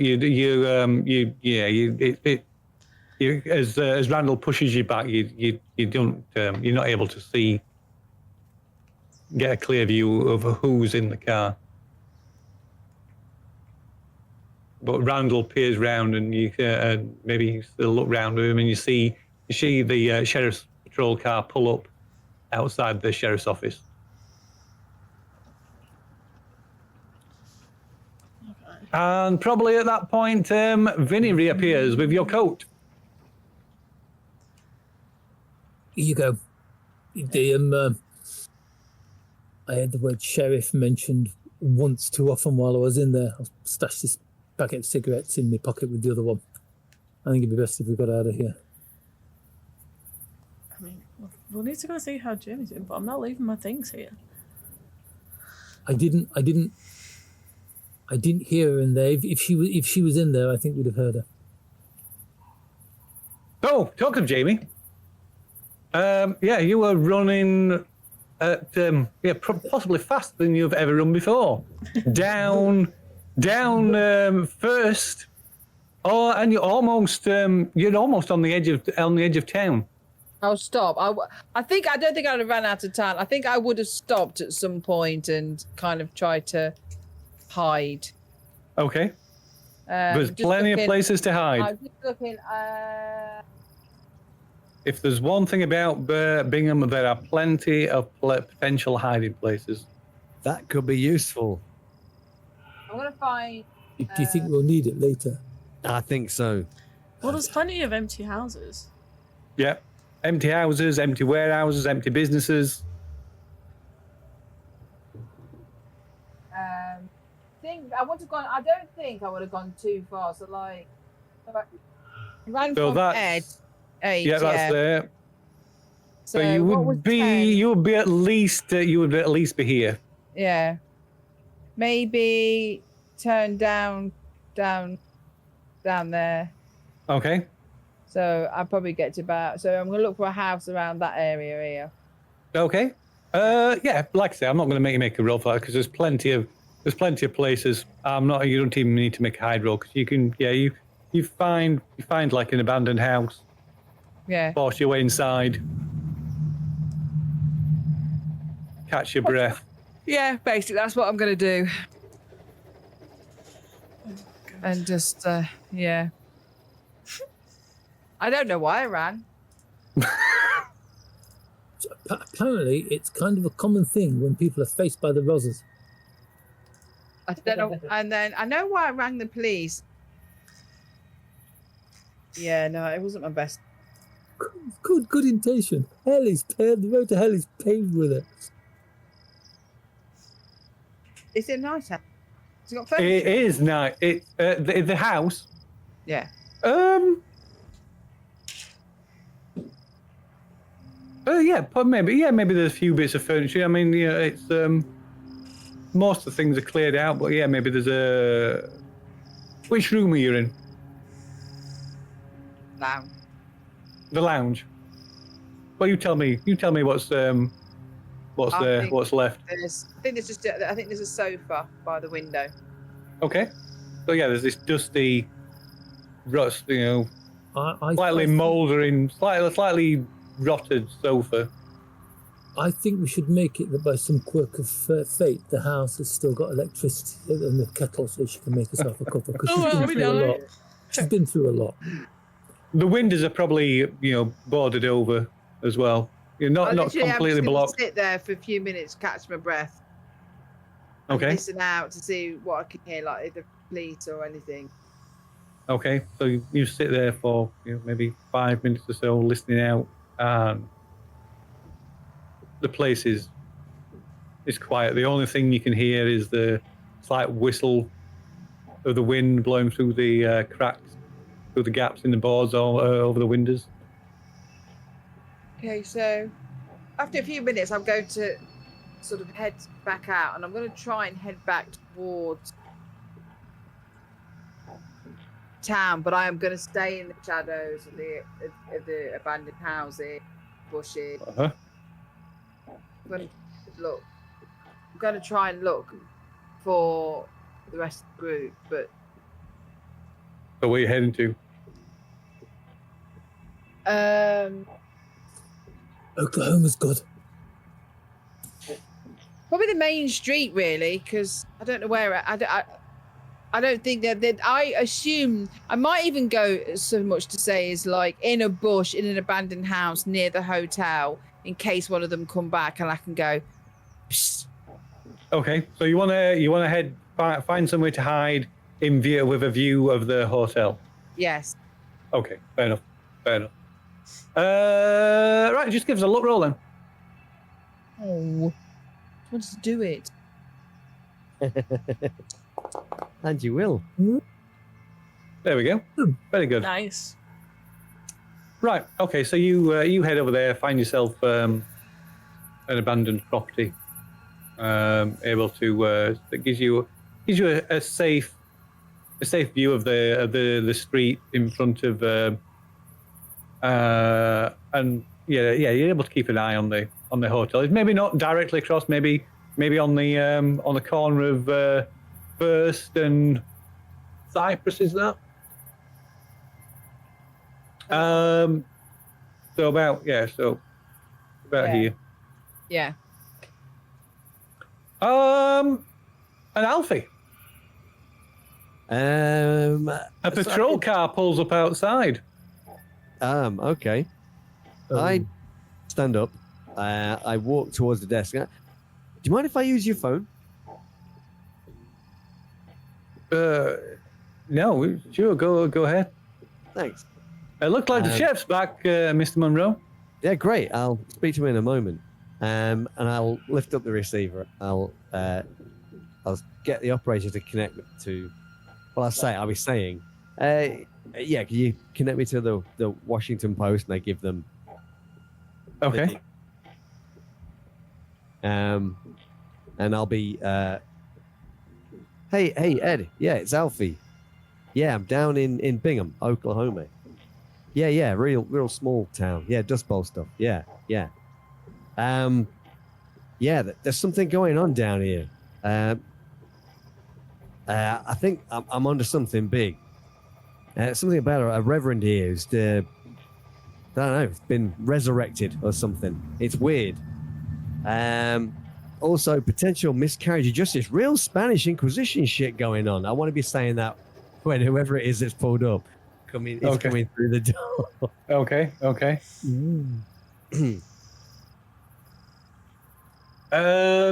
So round when the door opens.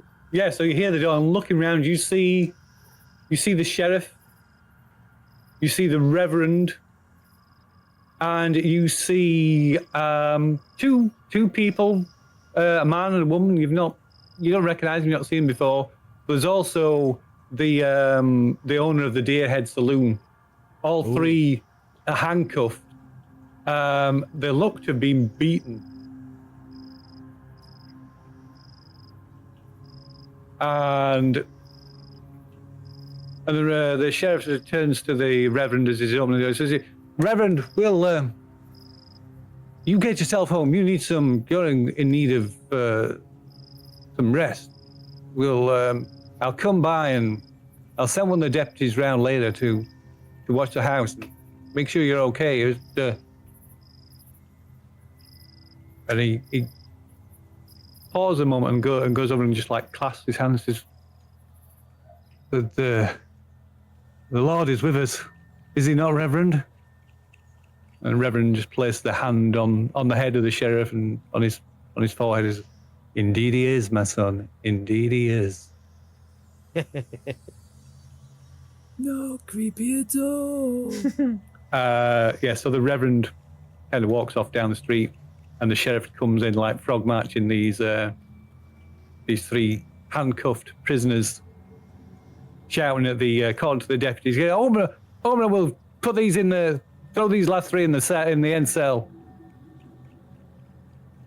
Give us a I don't know.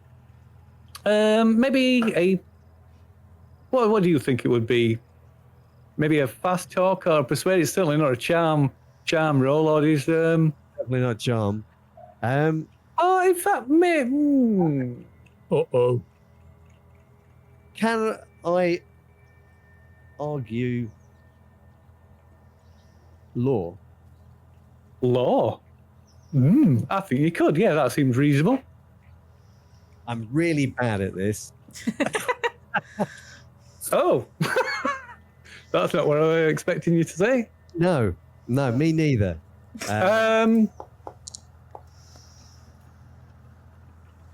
Oh. I am gonna spend 39 look. Oh, okay. Wow. It's gonna, I'm gonna regret this. The sheer audacity of this madman. Okay. So what are you hoping? What kind of outcome are you? I'm trying to point out. What I want to get is that they are unlawfully detaining these people. Is what I'm trying to present. That they're basically, these people are being rounded up and arrested because they are of a they do not believe in what these other people are believing. That's the kind of angle I'm going for. But I want to kind of convince these people that what's going on. Mainly, Mr. Suffolk, I suppose, is who I would like to hear this the most, because he's obviously not in with them. Yeah. But I want to. So I'm using the law in that regard. But I'm trying to convince them that what's going on here is basically it's almost religious fanaticism, and that people are being rounded up and thrown into cells because they are of a different denomination, if you like. Okay.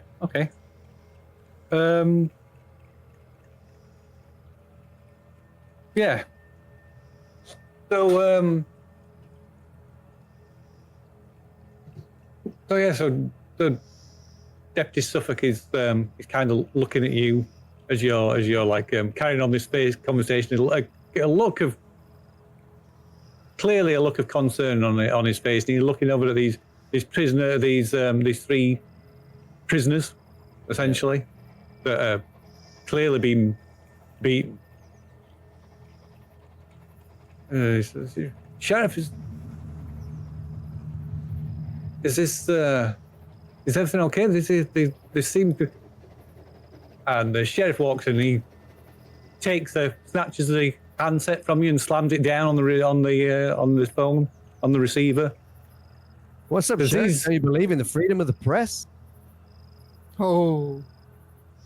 He just pushes you to one side. Just doesn't even answer you. He says,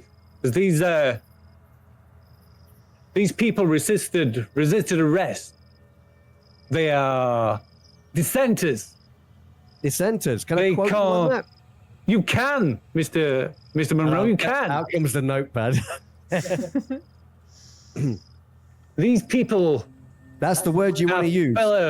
I do. These people are fellow conspirators. They are suspects in attempted murder of the Reverend. And you got proof. So, sure you've got proof. You lock them up. You, Mr. Monroe, you get on my side. Why is that? Unless you wanna end up in that cell. Maybe you're up to your neck in this. I'm sure you can fabricate evidence to put me away too, right, Sheriff? You might have friends over in Washington, but you're not in Washington now, Mr. Monroe. I suggest you make yourself scarce. Maybe get back over to the hotel. Maybe pack your bags and. Oh, after that phone call I've just made, you think that I'll be the last one that'll be coming here? You seriously think that, Sheriff? Justice will be served before anyone else comes poking their nose around our business. Damn well hope you're right. Yeah. Maybe we'll get to see you wearing a pair of those lovely bracelets too. He almost like physically throws you out. Okay. And unlocks the door. But you can, as you sort of look back, you can see Deputy Suffolk. He kind of looks at you, and this look of concern on his face, and you can see the sheriff berating him. He looks like he starts to say something, but kind of like he's you almost see him shrink back. Yeah. But I make sure I look him directly in the eye, and I'm just gonna shake my. You can give us a psychology roll.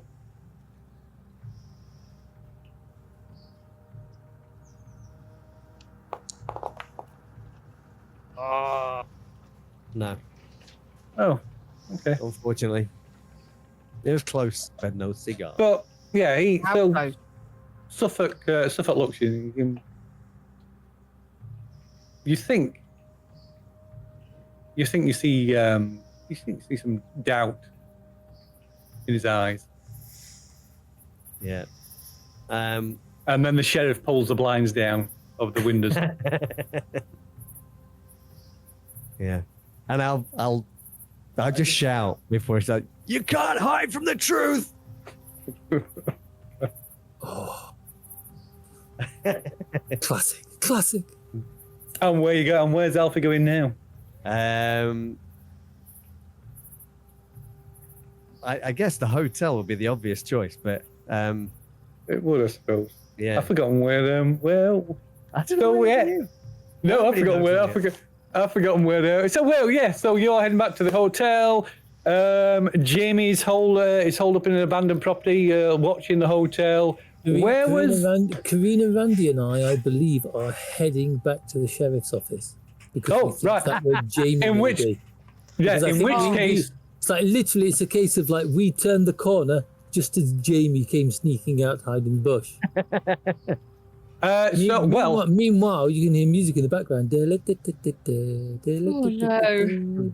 So I would imagine. In which case, I would imagine as you turn to head down the street, you probably walk straight into Alfie. Smack. Not collide with him, but yeah, because you're the hotel and the sheriff's office. It's only just around the corner, more or less.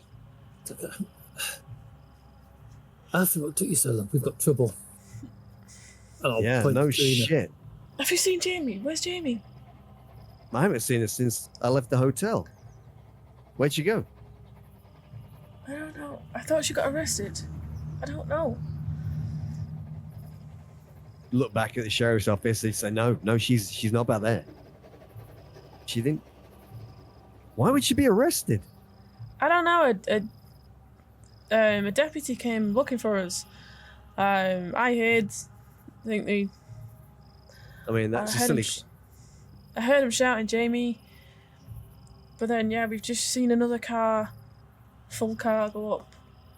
Look, the sheriff is just rounding people up that are not part of the flock. I think they're too busy to worry about Jamie right now.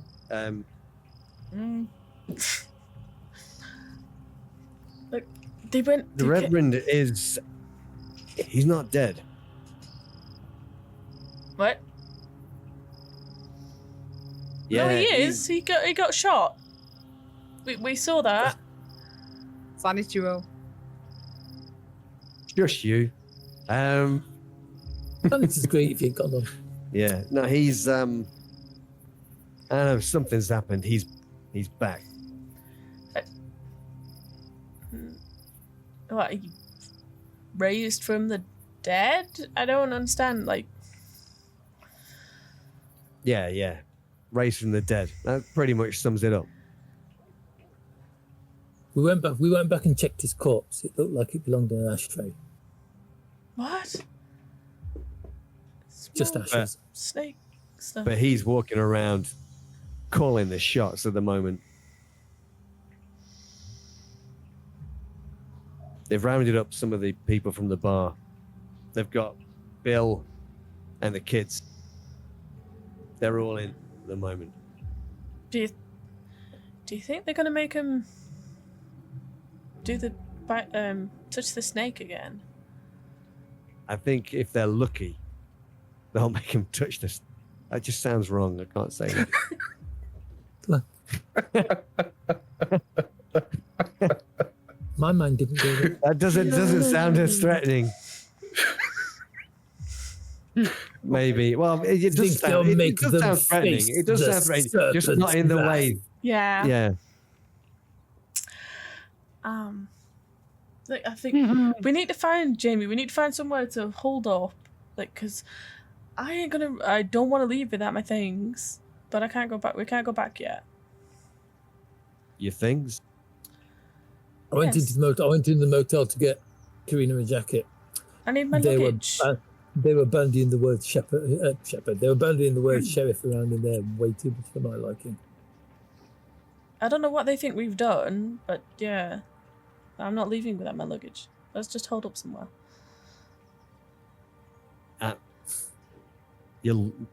What have you brought? Family heirlooms or something? What?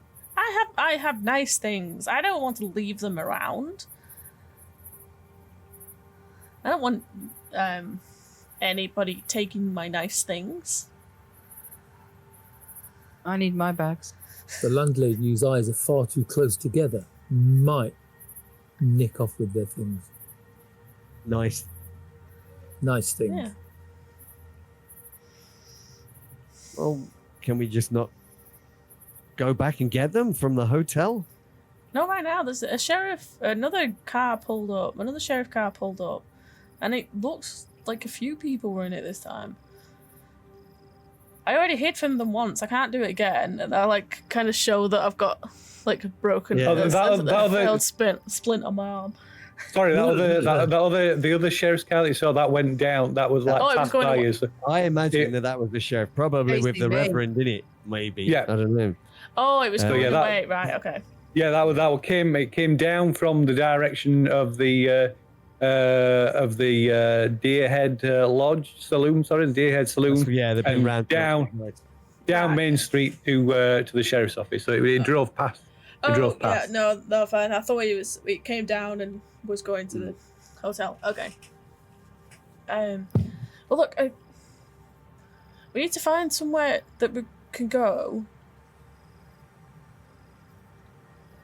We need to find Jamie, and then we'll need to get our things, and then figure out what we're doing.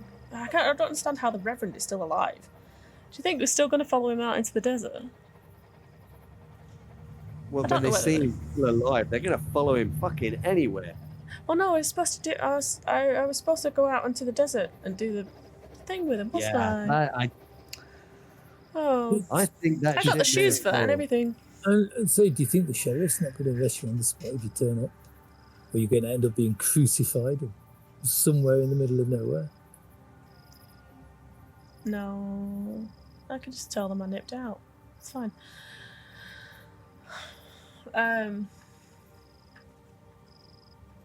Do you still have the map? The map with the locations, Oh God, the map and the Bible. Where is the map and the Bible? In the hotel. Bollocks. Oh dear, what a shame. Okay, we're going back there. Yeah, we need all our things. Don't forget my bag and eggs. Bacon and eggs. Yeah. Don't forget my bacon. And When the cookout walks out with these massive eggs. I'm going to head back to the hotel. Okay. Yeah. Yeah, okay. We'll head back to the hotel, grab the stove. I'll probably hide behind Randy walking in or something so they don't see me. You could hide in some random bush. No, because I don't trust you. I don't trust you to go and get my things. Okay, so the four of you are heading back round towards the hotel. Yeah. Okay, so you head back. We're just around the corner, more or less. So Jamie, I imagine you've been keeping an eye on the house, so you see your four friends come around the corner, walking down the street and across the street towards the hotel. So who's going up to the hotel? Who's going to the actual door? Everybody, or just Alfie, or? Oh, all of Karina will be trying to go upstairs to get her things because she. Okay, so the door's locked. The door's locked. Oh God. Well, she got out. She just climbed back in. It's not the way Kiwi. Oh God. Yeah. You can probably hear something. Somebody very unsubtly going, Cooey! Cooey! You hear Jamie psting in the background. I tried the psst, they didn't hear me. Maria! Maria! Oh, thank God. I think we found Jamie. Where did you get to? What happened? She got across the road into that hedge. Yeah. What have you been doing? Oh, but, technically, I haven't done anything. At the word technically, Vinny twitches.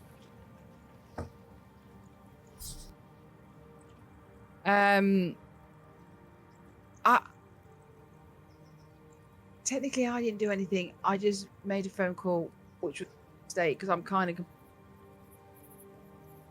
But You tipped the cops off about what happened. I didn't mean to tip the cops off. I was just worried that Peggy was, and Come in. I'm in a bush or an house. No, in the house. Yeah. So I Nice say, I place grab you've them in. I got, say, look, I actually don't know why. Karina, why did you attack that woman?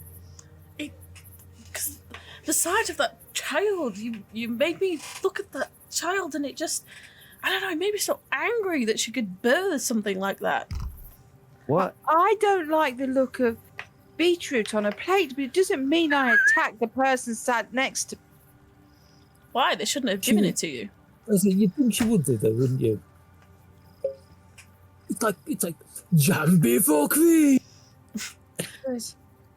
Anyway, Karina beat Peggy Shaw to a pulp. And I panicked then and ran off with the baby.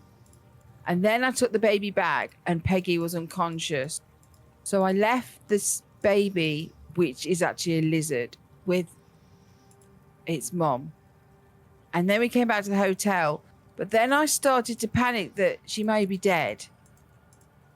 And in my moment of panic, I rang the police to ask them to go and check her. Did they ask you about the lizard baby? Well, no, because when they tried to speak to me on the phone, I put the phone down. And then when they came to the hotel and they wanted me to go, I just ran. Nothing like pretending to be innocent. Okay. How the hell am I supposed to write this stuff? But anyway, With glory, Alfie, with I glory. was, I'm thinking in orange crayon. but so we need to get it back into the hotel and get the eggs. We need the evidence, as we've realised. We need the evidence to take back Caduceus, but I think we need to get out of this town. No, we need because to. The Reverend's Karina's alive. nearly killed. Sorry, what? The Reverend has come back from the dead. Again? But Again. you've done it before? Well, that pilgrimage thing that he went on before Oh, was yeah. suspect. Look, we don't need the eggs for evidence for Caduceus. They already know there's something going on here. Regardless, we need the extra evidence. Or lunch? And I need my bags and stuff out of the hotel. And then we need to get out of here. Haven't we found the information that we needed, what we came for? No. No. Oh. All you've apparently managed to do is beat some innocent woman to death, or nearly to death. And She was breathing. No, we know, but we found about the lizard people. Well, that sort of goes hand in hand that something dodgy's going on. we don't know who. This is to do with this Yig, father of Serpent person, though, isn't it, fellow? I don't know, whatever he is. We don't know anything about that yet. Well, we were supposed to maybe go on this pilgrimage, but somebody shot the Reverend. And now we're kind of fugitives from the place. But that wasn't us this time. We just This beat time? the woman to death. This after. time. Next time, I just... How the hell are we going to get into our rooms? Wait, if you said his body was ash, where did the current Reverend come from then? Vinny just shrugs and shakes his head. Well, he obviously wasn't dead. But of all the things we've seen recently, someone rising from the dead is like... He had the front of his head blown off. But he's obviously some kind of snaky person. Yeah, that explains it. I think Yeah, even it does. blowing a snake person's brains out would do it, though.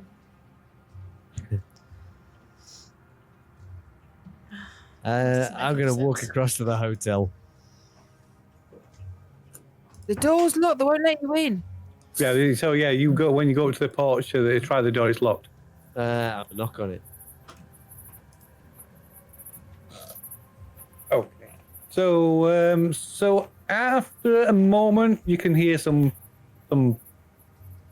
voices, maybe muffled argument inside, and then eventually Dilbert appears at the door. He doesn't open it. You can kind of maybe he's go open the curtains, the dining, to the front room, to the dining room. Hi, Delbert. Mr. Monroe, I'm afraid the door's locked. I'm afraid we can't. Good thing about that, Delbert, is that you have the key. Yeah, but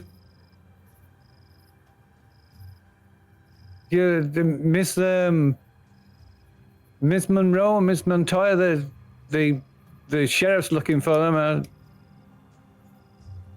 We can't. I don't know. I don't think I can let you in. Oh, they're looking for Miss Montoya and Miss Moore, right?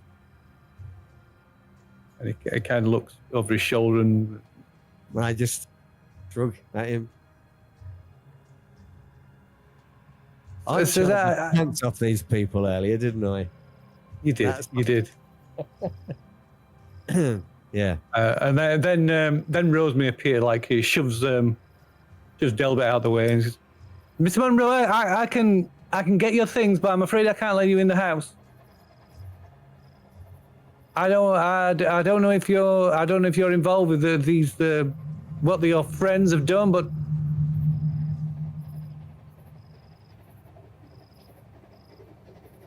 I've got some good news for you.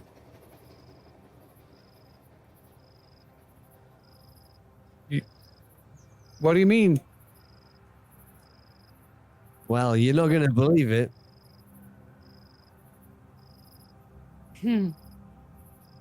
What do you mean? What news, Mr. Monroe? I mean, I'm surprised you haven't heard already, but with the Reverend, he's okay.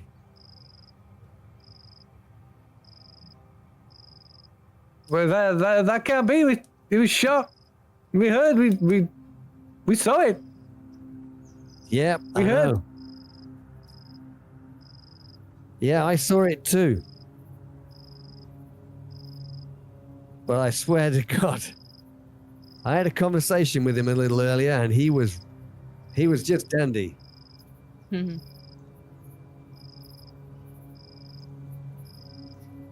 Give us a roll. What would you want? Yeah, I'll let you make it. Yeah, you charmed. You like I say, you kind of wrapped around your little finger before. I'll let you make another charm, maybe. But maybe require a hard success, though. I think.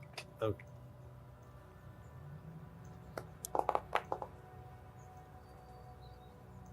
Oh, I do. that will do. That will do indeed. Right. So Rosemary appears at the door and she opens it a crack and says, she kind of looks. Where's everybody else? I'd probably hiding around the corner. I didn't leave the house. I'm hoping Okay. to get in, climb in through the window or kept my stuff out the window. So Okay. So she ushers you in. She ushers you inside and says, "Listen, bro, I don't know how well you know these people that you came here with, but they're mixed up in something. I would advise you to perhaps get out of town and have nothing to do with those two women. No, I look. They're caught up in they caught up there. They attacked Peggy Shaw. And sounds like they I don't know if she's dead or. But the Reverend, you say the Reverend's alive? I have no idea what's going on, madam. But I can tell you, I'm really scared.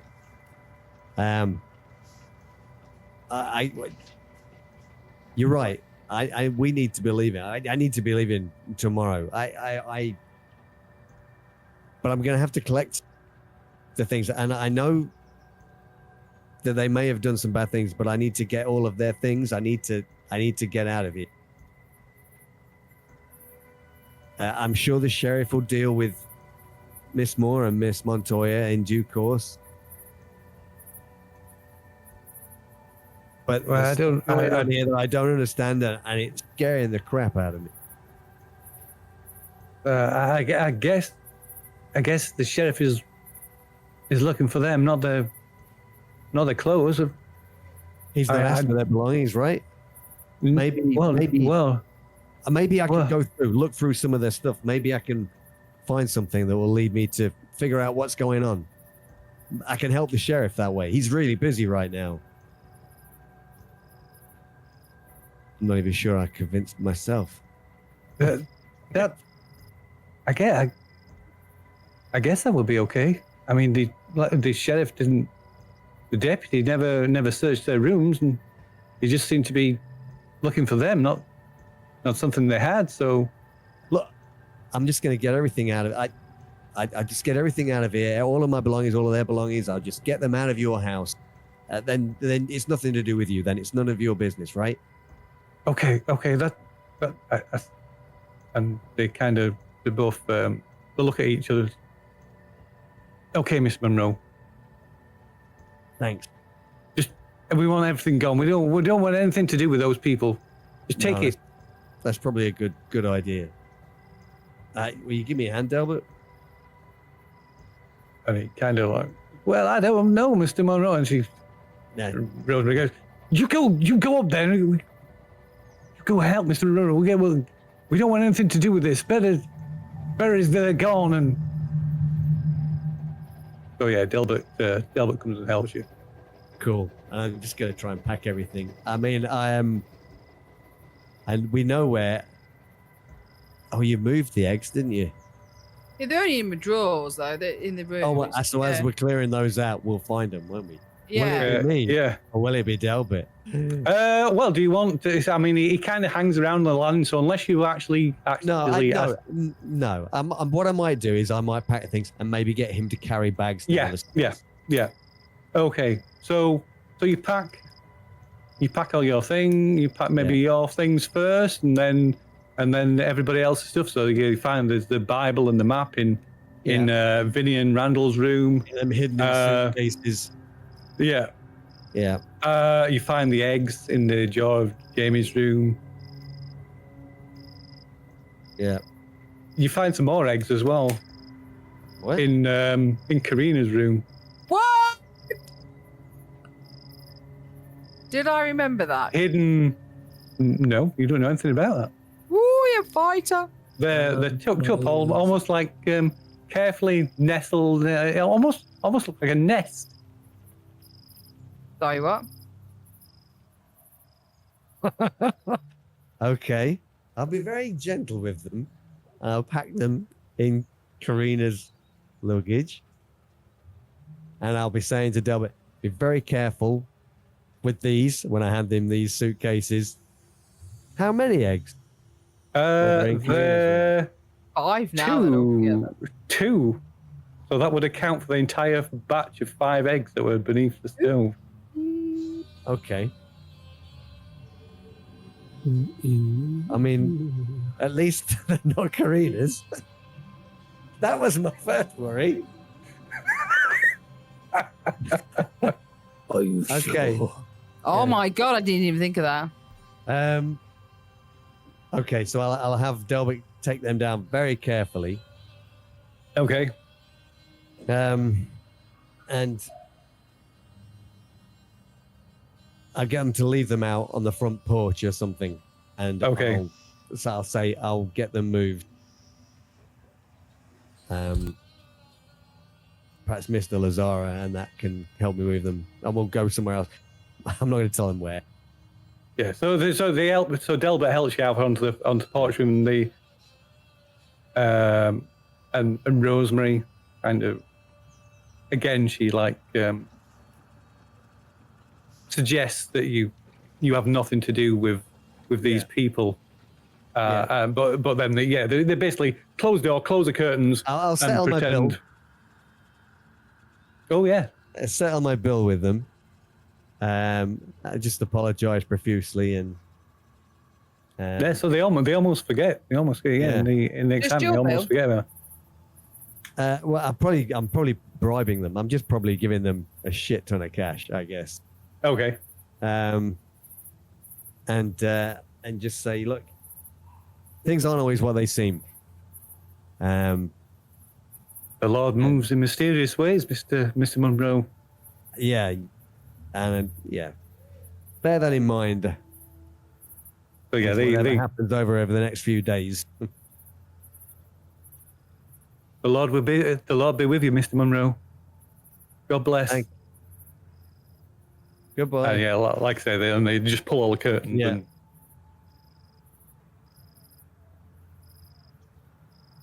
Okay, and I'll signal for Randall and perhaps Vinny come out of hiding, grab the suitcases. Maybe we take them across to that building that we're in.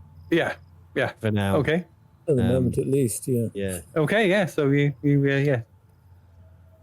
surreptitiously transport the luggage to the abandoned house on the corner. To be a little down the street from the hotel where Jamie and Karina are waiting, no doubt. And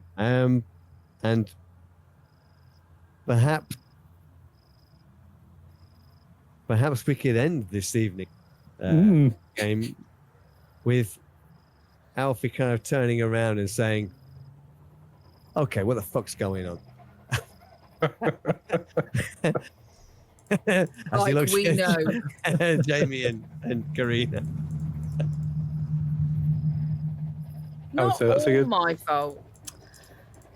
I'd say that's probably Mostly. probably a good spot to finish off. It's not all your fault. It's kind of like 95-5.